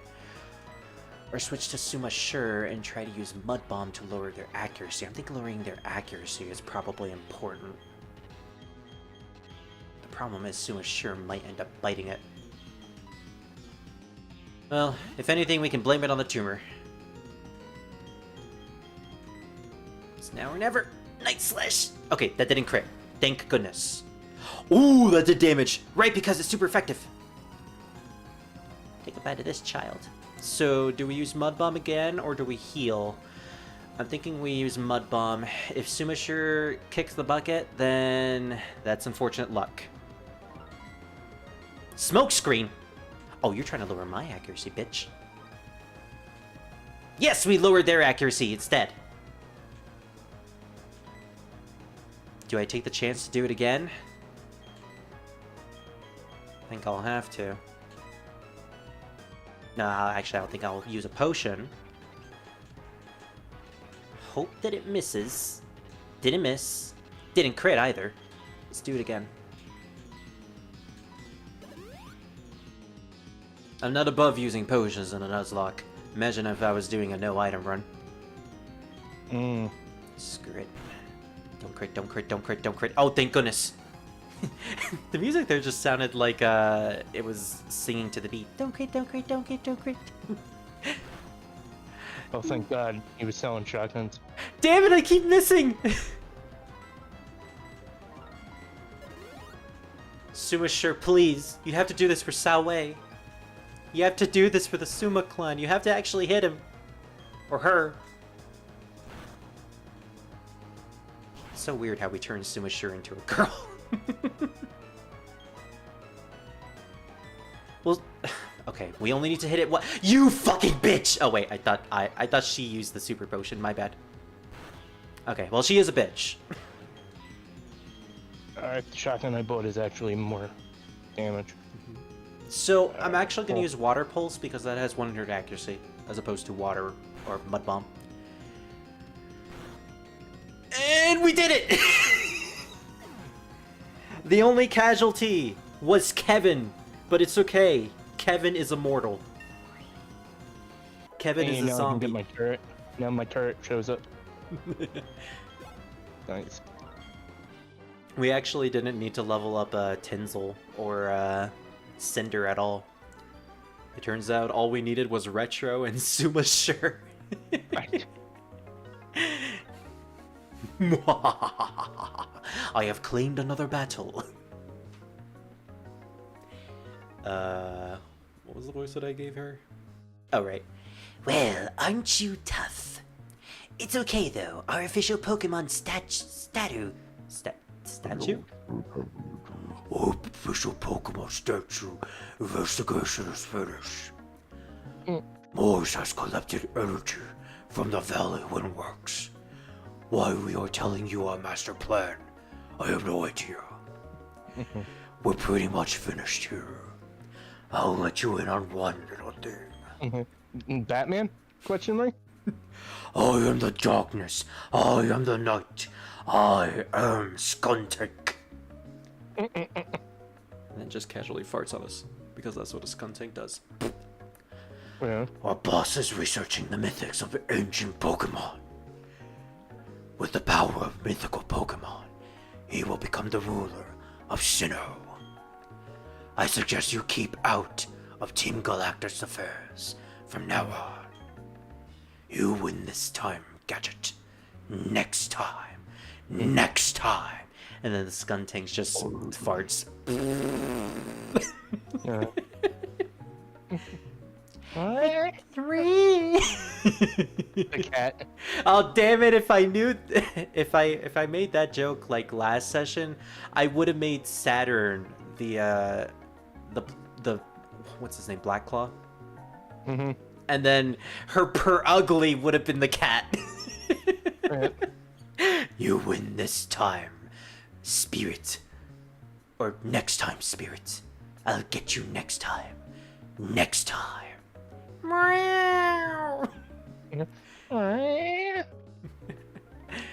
I got my Clefairy back. Okay, It's please all work, thanks to don't you. crash. Please work. Beautiful, it worked. Yay! Because the game tend to have a spot where it'll crash. Yeah. Yeah. But if you make it through that spot, then you're golden. Yep. I can't thank you enough right now, but cruise by my cycle shop. Awesome! We can get a cycle. We can get a bike. Who calls them cycles? Mm. Do you call them cycles? Nope. The only cycle I'm gonna go through is my monthly cycle period. I don't need to know about it, thank you. But I'm a girl. What, you think I naturally go through them? And again, you don't know me.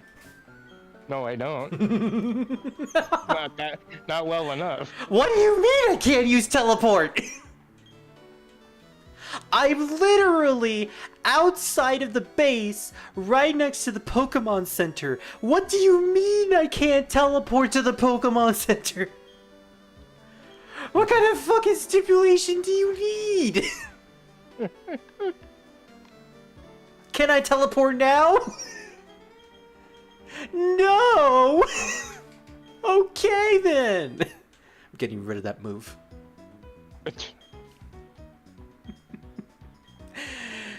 Okay, so anyways. Let's put Kevin in the box for a bit.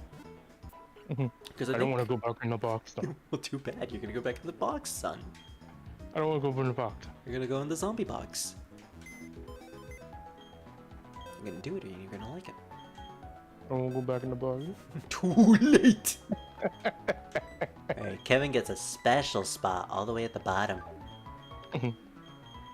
Because we're gonna use our voodoo dark magic to revive him at some point. Only for HMs, by the way. Yeah, that's the only rule. HM slaves, they can only die once and be used once in battle. And if they do die, I can never use them in actual battles, but I can use them as HM slaves. So if I somehow lose all my Pokemon except for Kevin in a battle, that is technically still a wipe. Oh, there you are. I was looking for you. I got something nice. I wanted you to have this Pokemon egg. Will you accept it? Yes! Give it to me! Yay! What kind of egg is it? It's the egg that I require. You require an egg. That's wonderful. The Pokemon inside the egg is happy too, I'm sure of it. I gave a character in Samurai Warriors the other day, the Wesker voice. I'm trying to remember which character that was. It might have been Nobuyuki. Oh, immediately it turned dark in the game. Cynthia, did you just see the sun disappear in the sky? Oh yeah, that happens all the time. Keep that egg with you in your party of Pokemon. A Pokemon will hatch from it while you are traveling. I would be happy to know it with... Damn it, I am really bad at reading today. I would be happy to know that it will help you fill another page of your Pokedex. See you again. So, spoiler alert, this egg is a Togepi. In Generation 2, probably not that good of a Pokemon. You know, Togepi isn't really all that great in Generation 2, mostly because, you know, it evolves into Togetic, but it doesn't have great stats. This game, though, it's amazing, because Generation 4 introduced the third evolution of Togepi, Togekiss, which is one of the best tanks, and can heal. It's a normal flying type as well, so negates ground types, and has really good defenses because of the normal typing. Oh, also, it completely negates fighting types, which is usually its weakness with normal types. Did I literally just say normal types? Yep. Wow, okay. Normal types with no extra typing. They have a weakness to fighting, but the flying type negates that. So now it just is neutral to it. But you best believe we're going to have a Togekiss in our party. Alright, and we also got access to the bike. So let's bring that out. Ah! And I'm going to register that onto my Y button. So now I can automatically have it out whenever I need it. Oh yeah, this game also incorporated the Mach bike as well, so you can switch this bike into either the normal bike or the Mach bike. So you can actually go faster on it. And I think it's also used for mountain terraining as well. Good bike music too. So yeah, I'm gonna have to roam around for a while until this egg hatches, because Pokemon eggs hatch after you take a certain amount of steps. It appears to move occasionally and may be close to hatching. So we have the speed up feature. And we have the Mach bike. I'm thinking...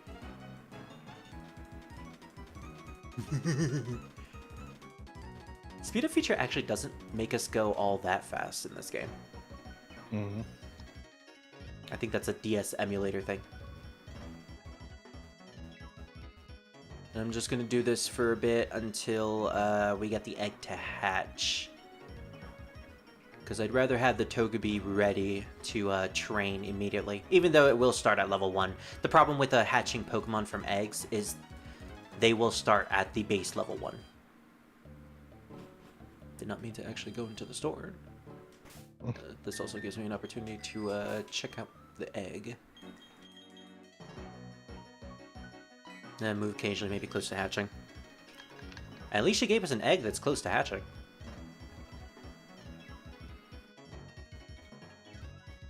Also, I know the perfect name to give this Togepi. I've been planning this for a while. I think you're gonna appreciate it, Drew. I probably will.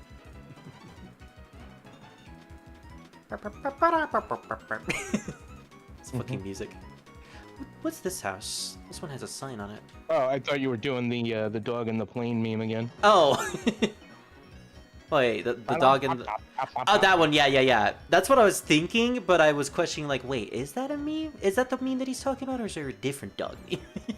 No, the one in the plane. Yep. Well, there's multiple dog memes, but the meme I'm talking about is the dog in the plane. Yeah. Should check it out. He wants me to go down the... Wait, can I not go back? I can't go back! I can't go back to grind! Uh-oh. Okay, well, you best... Alright, we're gonna have to extend this stream a little bit longer. Uh-oh. First things first, let's go to the underground man's house, who, consequently, is not underground. Alright, an old man. I am the first to have gone underground and dug some tunnels. You can call me the Underground Man.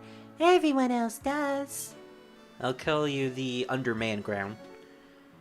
I'll make a gift of this to you. You hold your end of the deal and put it to good use. So with this, we get the Explorer Kit. A fun mini-game with Generation 4 is you can use this item to enter Underground Sinnoh and mine for items. You can get stones, stuff for your Pokemon, items. Will I take the challenge? Yeah, sure.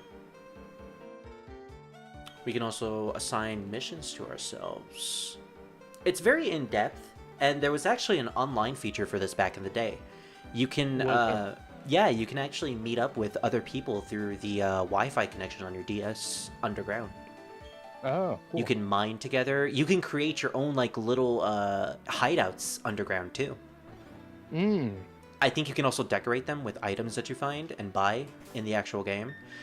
And if you meet a certain amount of people underground, that is how you unlock the ability to get Spiritomb in the game. Oh, that's right. That's how I remember getting it. Yeah. DS wireless communications will be launched. Oh, I need to save before I do that, just in case the emulator ends up crashing. I unfortunately can't get Spiritomb because, you know, no online connection. Yeah. And plus, even if I was doing this on actual hardware, the servers shut down a long time ago. I remember when the DS servers shut down. I was doing a couple of online matches on Pokemon Black 2, because I was actually training back in the day. It was the first time I found out about the what's the item called, the Eviolite item, and how good it actually is. Because I was facing off against a random player using a bunch of unevolved baby Pokemon. And the thing about the Eviolite item is it grants you... Oh, communication area will be turned to the title screen. Please press the 8th button. Yeah, look at that! I'm glad I saved! But anyways, the Eviolite item. It grants an unevolved Pokemon massive defense and special defense. So the Pokemon becomes a tank. Okay. So you give that to like a Pichu, and it has much more defense than Raichu ever will have. So people make like gimmick teams with baby Pokemon, or sometimes an unevolved Pokemon is actually better than its evolved Pokemon. Ah, gotcha. Because of the fact that you can use the Eviolite to give them massive defense. There's some interesting strategies involving that. So can I not go underground at all?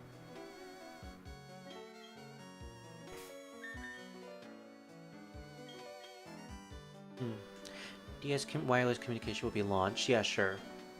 Is already saved. Is it okay to overwrite? Yeah.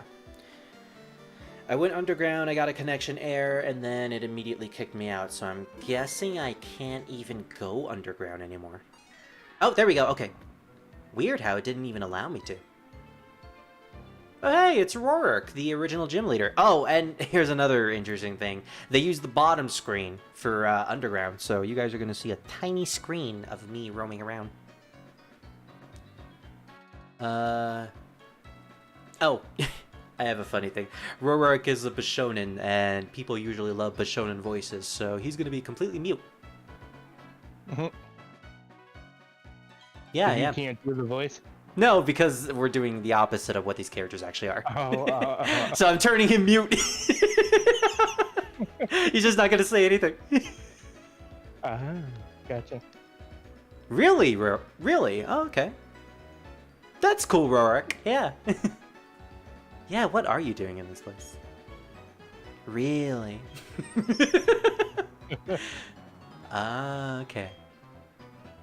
Oh my gosh, that's so interesting, Rorik. Really? Oh my gosh, I literally just explained that. Okay. See you later, Rorik. What an amazing man. Spirit, talk to someone. You got a spear or two? If you do, I'll trade you. Excuse me? I met someone down here. I'm not supposed to meet somebody down here. Get goods. What the fuck? This guy is trading me Snorlax plushies and a shelf and a vending machine? I don't even have any of these things. I'll be seeing you then. Okay, so I guess you can still meet people randomly. Even on an emulator? I guess so. I'm guessing that's an NPC, like not an actual player. Oh, okay. Oh, I fell in the trap. Oh, remove the trap. Yep, I have to use my mouse this time, because this is a touchscreen minigame. So sometimes I will have to use my, Oh, right, yeah. Okay, so in order to find objects in the areas, I need to press on the touchscreen and it will show off these little blinking lights. Oh, there's a smoke trap. Gotta wipe it away with my stylus. Is there a way to activate auto run? No, there isn't. Sad. The wall is bulging slightly. Ooey wooey, this wall is boogie woogie, slightly whitey.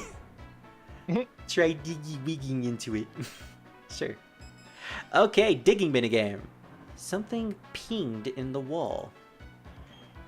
There's a note tucked into the Explorer kit. Digging for treasure and spears. I put a sledgehammer and pickaxe in your Explorer kit. Use them and you'll be able to touch walls to dig out all sorts of stuff. I'm sure you can dig them out before the wall comes tumbling down. You can do it. Good luck, youngster. So yeah, you get a hammer and a pickaxe. there's a meter at the top of the, top of the bottom screen. Redundant, I know. And you basically have to find the treasures that are in this wall. You have those rock formations that take a while to break through, usually requiring a hammer. You have the ground dirt that is slightly harder to get rid of, but not as hard as the rocks. And then you have the brown dirt, which is really easy to get rid of. Hey, Simon, I found a turkey in the wall. Oh boy, a turkey! As you see here, we found something. Well, I don't know what to tell you, Rector. Eat it. Why? Yes, that famous wall turkey. Yeah. Yeah, so the sledgehammer gets rid of a lot of tiles much faster. The pickaxe gets rid of a small amount.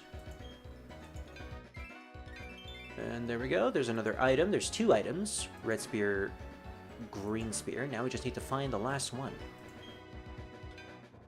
Problem is we have a lot of little areas around here. So we gotta go scouring. Potentially break these rocks.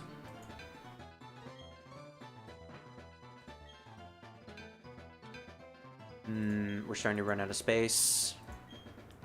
And starting to run out of time. Oh, there it is, right there. Can I get it? There we go. We got it before the wall collapsed.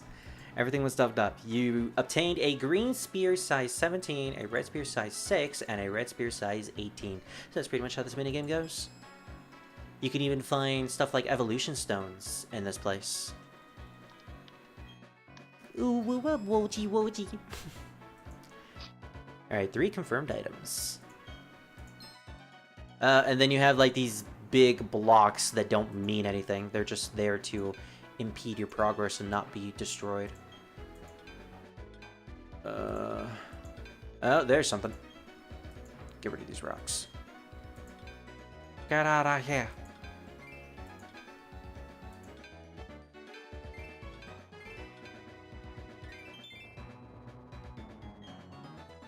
Alright, so we found 1 item.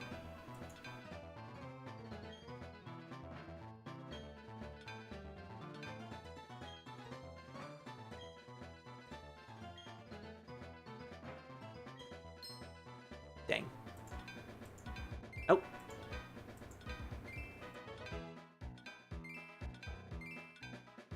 Gotta be careful. I found another, but I think the wall's gonna crumble in another couple of hits, so might as well accept my fate. Alright, we didn't get 1 item, but we got 2. We got a red shard and a red spear. So yeah, you could spend a lot of time digging. But I want to know how to create my own space.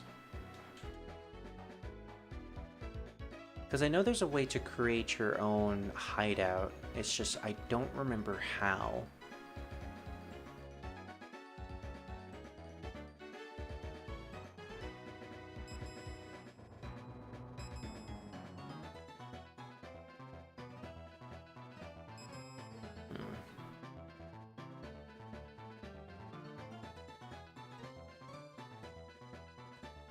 Yeah, we could do a lot of exploring here. Yeah, I may do this off screen, depending on if I can get cool items. I'll have to do more research on it. But yeah, that's basically it. It's a really cool minigame. I'm glad that they added it. It's a shame that most of the really awesome features are just no longer available. That's what happens when you have an online game. Or a game with online features, and then the online servers go down. Alright, well, we need to head south in order to actually go backwards and, you know, grind later on. So unfortunately, we're gonna have to play a little longer. Which sucks, because I need to do some more recording for Samurai Warriors. Can I buy some great balls here? No. Boo!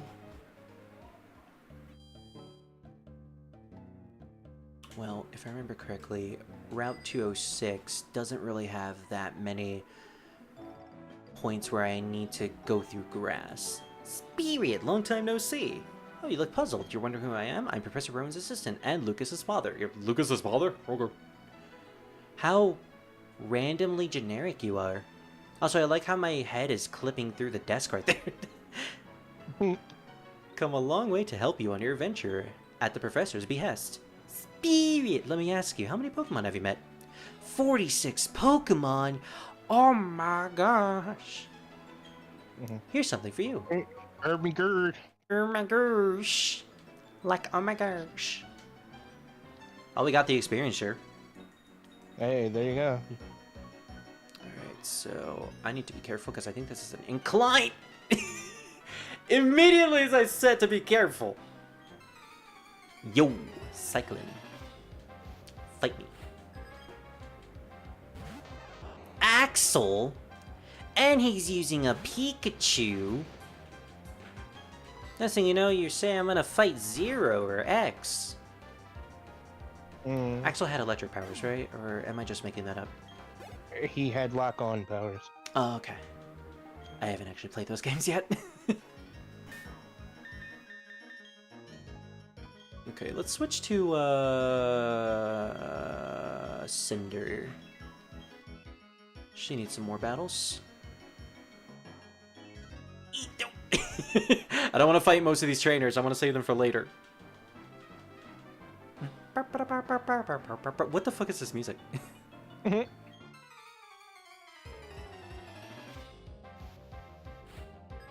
Cyclist John. It's Revan Fuck's female.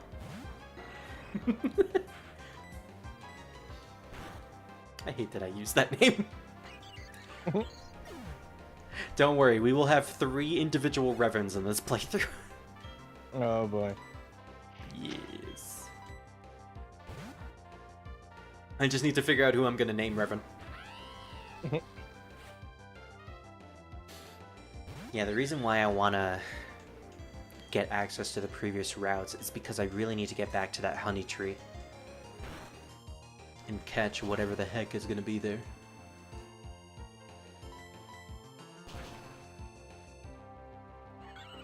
So I mentioned this when I was playing Tactics the other day, but I think I'm gonna have to reschedule my stream for tomorrow because of the fact that I have a therapy appointment in the afternoon. So instead of Toho tomorrow, I think I'm just gonna stream Toho. Instead of Toho 7, I'm gonna stream the Toho Shin Megami Tensei game. Okay. Yeah, so I'll be alone for that one. Gotcha. And I probably won't play that long because that's usually a game I play for like 2 or 3 hours. Gotcha. Why am I using a flying type against Pikachu? You can pick it up and fling it.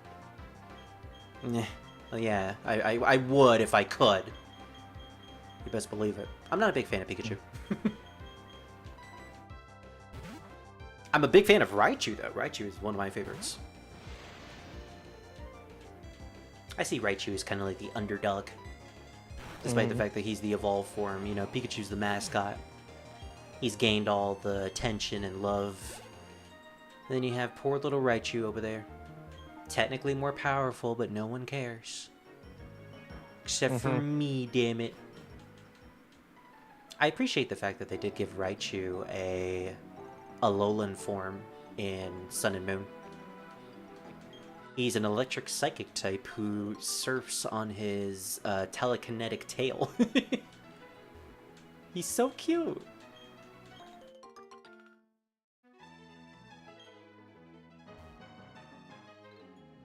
Oh man, yeah, so we can use cut right here to get to the grass on this actual route. But we'll save that for later. And here is Route 207. This is where we're supposed to catch the Pokemon before Route 206. Ooh, we got a bunch of more orange berries.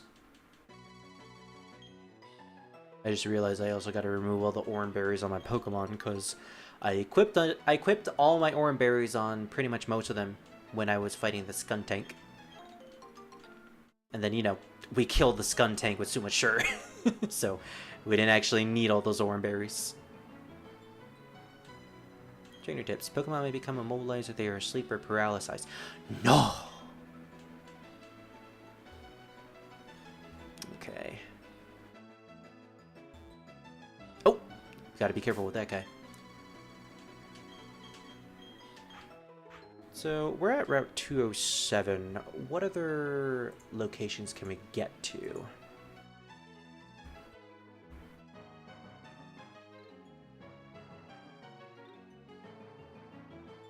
I just defeated Scar. Our Scar, or... In game, there's a Skag that's named Scar. Yeah, I assumed. I just realized there's a cave near Route 206 that I can go into as well. It's the cave where I can meet up with a Gibble. Yeah. Where can I find the Gibble?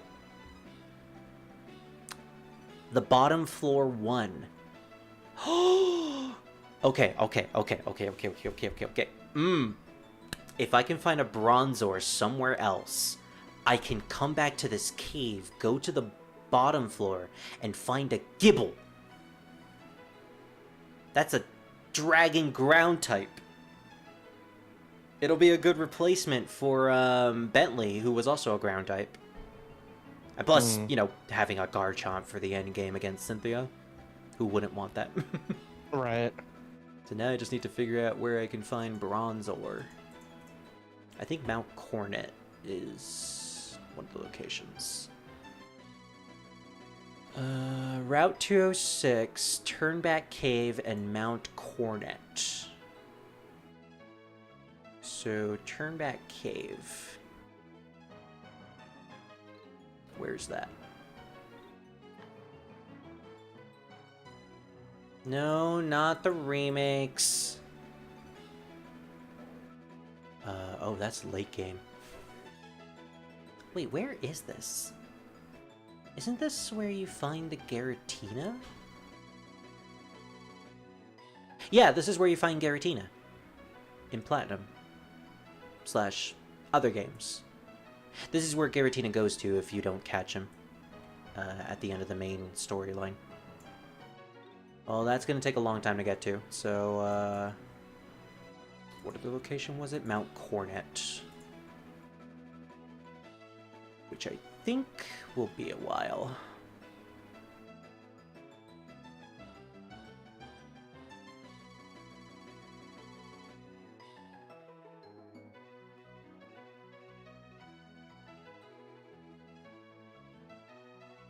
Where the heck is Mount Cornet?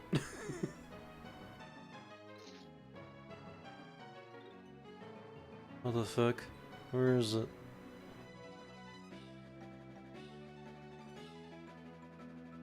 Do I have to actually search for it? Man, do I have to put effort?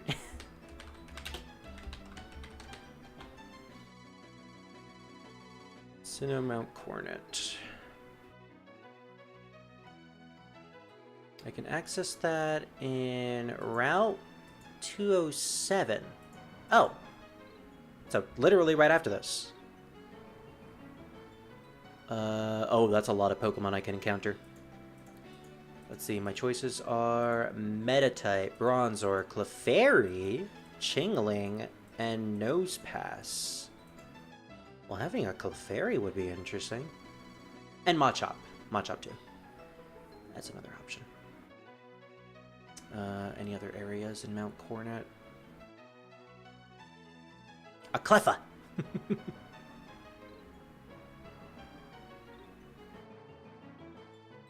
There's a Cleffa at the Route 211 entrance. Route 216 of all Pokemon. But nothing relatively new.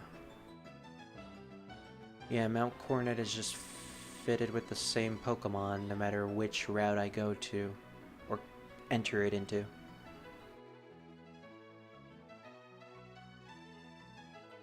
Although I can encounter some Dratini later on.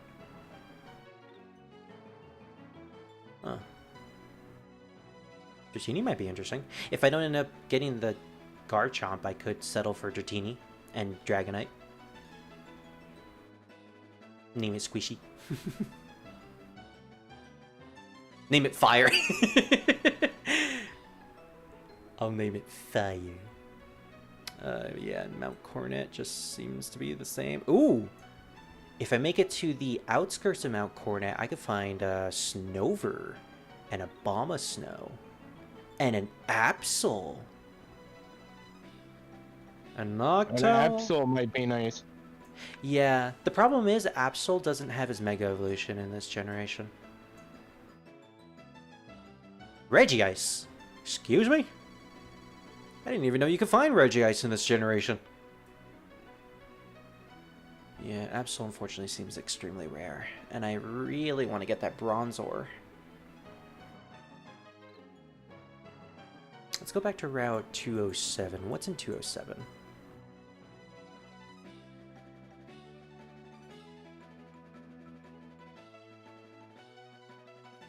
This is pretty much just me figuring out what Pokemon I want to catch. If it's nighttime, then Machop or Kricketot.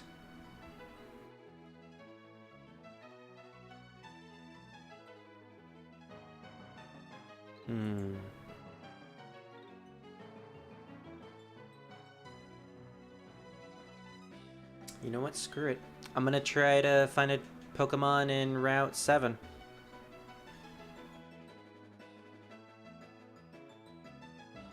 Just need to figure out what Pokemon I want to use.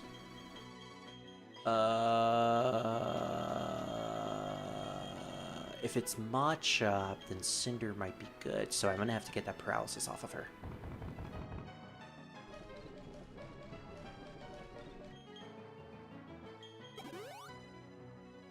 Man, I can't wait until I get to the route where I can customize my Pokeballs. That'll be fun. Mm-hmm. Oh, Oreburgh is literally up here. Wait a minute, wait a minute, wait a minute. Did I already catch something in Route 207? Wasn't I... Right, I caught the Ponyta in Route 207. Oh, well then I can't catch anything here. Oops. I completely forgot. That's why you write it down. Yeah, I really should write this stuff down. Okay. So we can't catch anything here. We can only catch something in Mount Coronet. Let's see. Well, now I can immediately go to the location of the honey tree.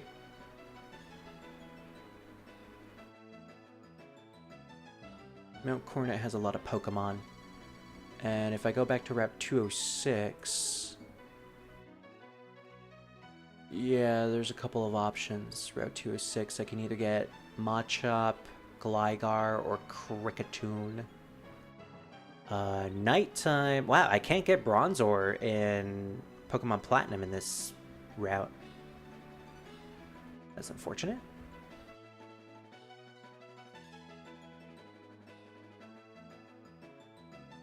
Alright, is there any other location where I can find a Bronzor? No, literally not. Oh, Route 211. 211 in Platinum. Okay, so what's 211?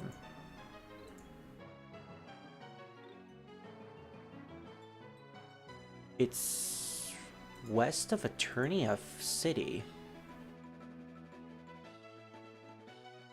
You can encounter a Meditite, Graveler, Machoke, Chingling, and Bronzor. Night adds a Noctowl, so I probably shouldn't go there at night. At night? If I evolve the Geodude to a Graveler, that takes that out of the equation. Which means...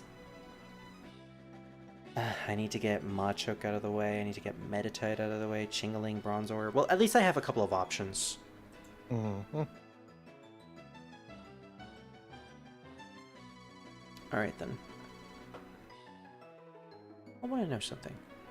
If I go to Route 207, then I go to Oreburgh City, can I encounter Pokemon in Oreburgh City? I can get gift Pokemon, fossil Pokemon. Huh. I'm wondering where I can find some fossils. Any honey trees? Nope, no trees. That would be pretty cool if I could find some honey trees around here, but it doesn't seem to be the case. Alright.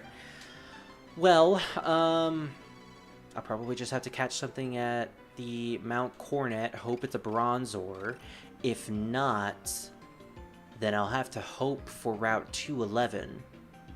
If not, then I'm just gonna have to bite the bullet. If I don't get Gibble in the Turnback Cave, I'll just settle for Dratini. Speaking of which, our egg has finally hatched! Oh boy, who is he? Wesker.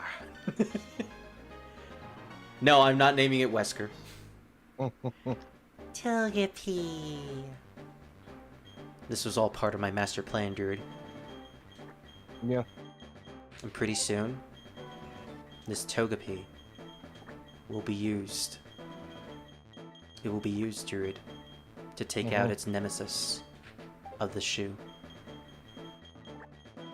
Soon, Druid. Soon. We will go, Druid. To the Wuzhang Plains! I'm gonna use magic. Fuck it, it's a female! Damn it! Naturally. No, I wanted it to be a male! This thing had a 70% chance to be a male and it decided to be a female. Gosh damn it. Now Suma Sure and his father Suma Yi are both females. Actually, that does make sense considering there's a legend about Suma Yi wearing women's clothing. Oh no, wasn't it that Zhuge Liang taunted Suma Yi with women's clothing? Yes. Yeah. Alright, so Relaxed Nature given by Cynthia. Orberg City was where it hatched. Loves to eat and likes sour food. Okay. I guess that's like Suma Yi. But yeah, this Pokemon is specifically going to be called Suma Yi because he's all part of my master plan for the endgame. Gotcha. I have a specific build that I'm going with. And it got Hustle. Boosts the attack stat but lowers the accuracy.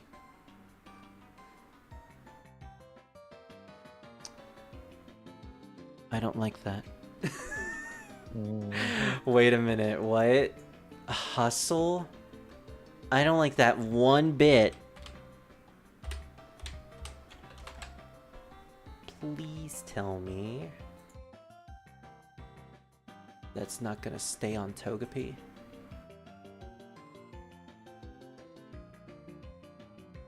So you could either get Hustle or Serene Grace. The chance of a move having an effect doubles. Or Hustle. Damage from physical attacks is 1.5 times, but damage accuracy is only 80. Wait, damage from. Damage from. Damage from. Sorry. That means my Togepi's gonna take more damage from physical attacks. Yep.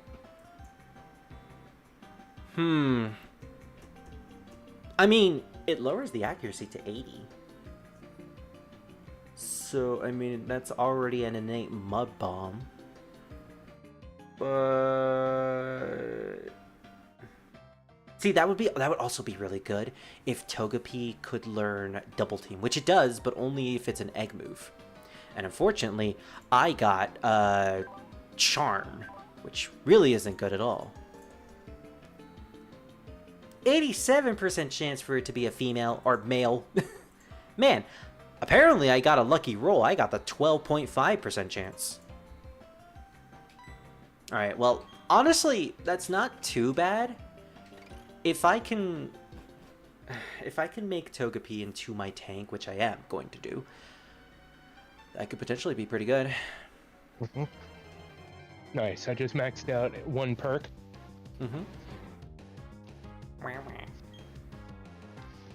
So now I go to Sentry, which means I increase the damage on my turret.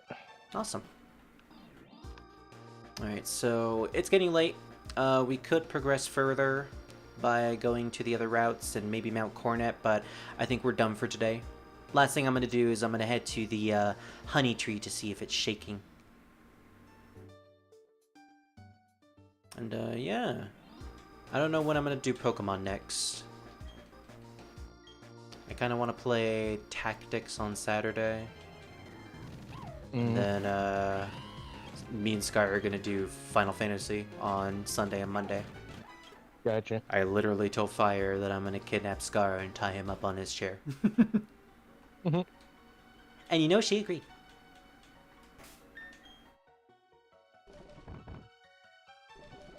Oh yeah, she probably would.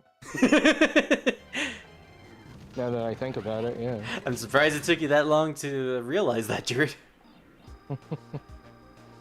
It's Fire we're talking about, after all. I mean, I am multitasking here. That's true, yeah. I'm trying to think. Druid, why aren't you giving me all of your attention? I want 100% of your attention and I want it now. No. Well, then call JT Wentworth, Spirit.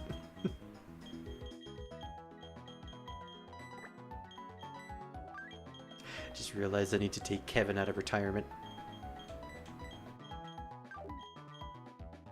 You do? Yeah. Even though he died, he is still my HM slave. He's still my slave. He has some use of for something. Gotcha. I love it when I speed up games and the music just sounds really goofy when you speed it up. Like right now.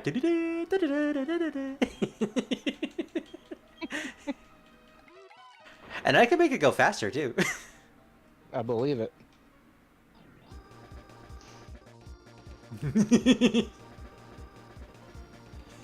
It just... Oh, listen to that fast sax. So awesome. I don't know if it's been 6 hours yet.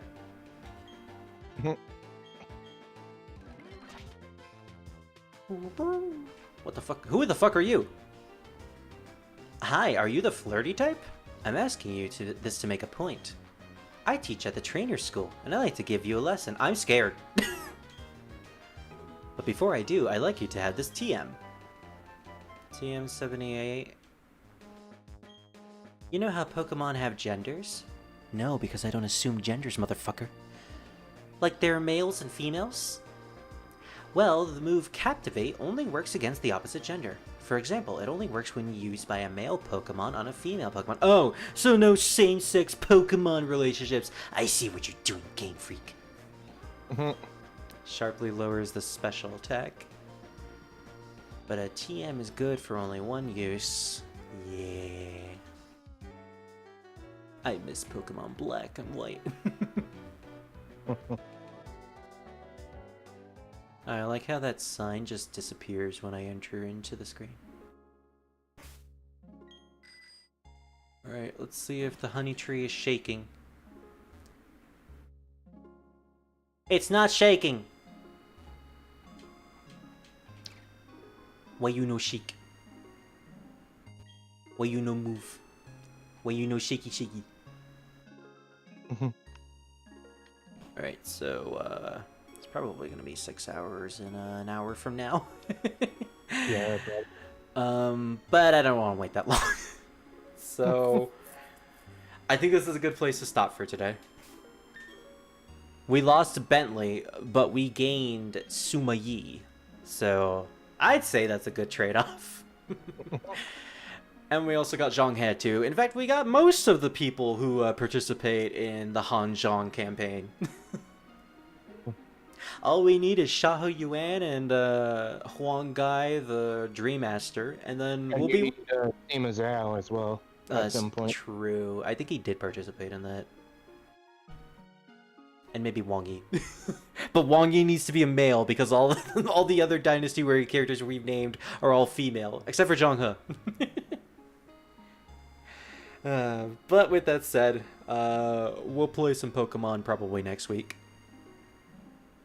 I also need to make artwork of Bentley dying, so that's something. Thank you, Yeah, guys. Not to make yourself depressed or anything. Well, yeah, but also it was funny. Mm. Sort of. It's not going to be funny if Tinsel ends up dying, I'll tell you that. Mm-hmm. If Tinsel ends up dying, I'm quitting. I'll do the zombie role. I'll bring him back just because he's my boyfriend. I can cheat. It's my Nuzlocke. I'll do it however I want. Good night, everybody. See you tomorrow for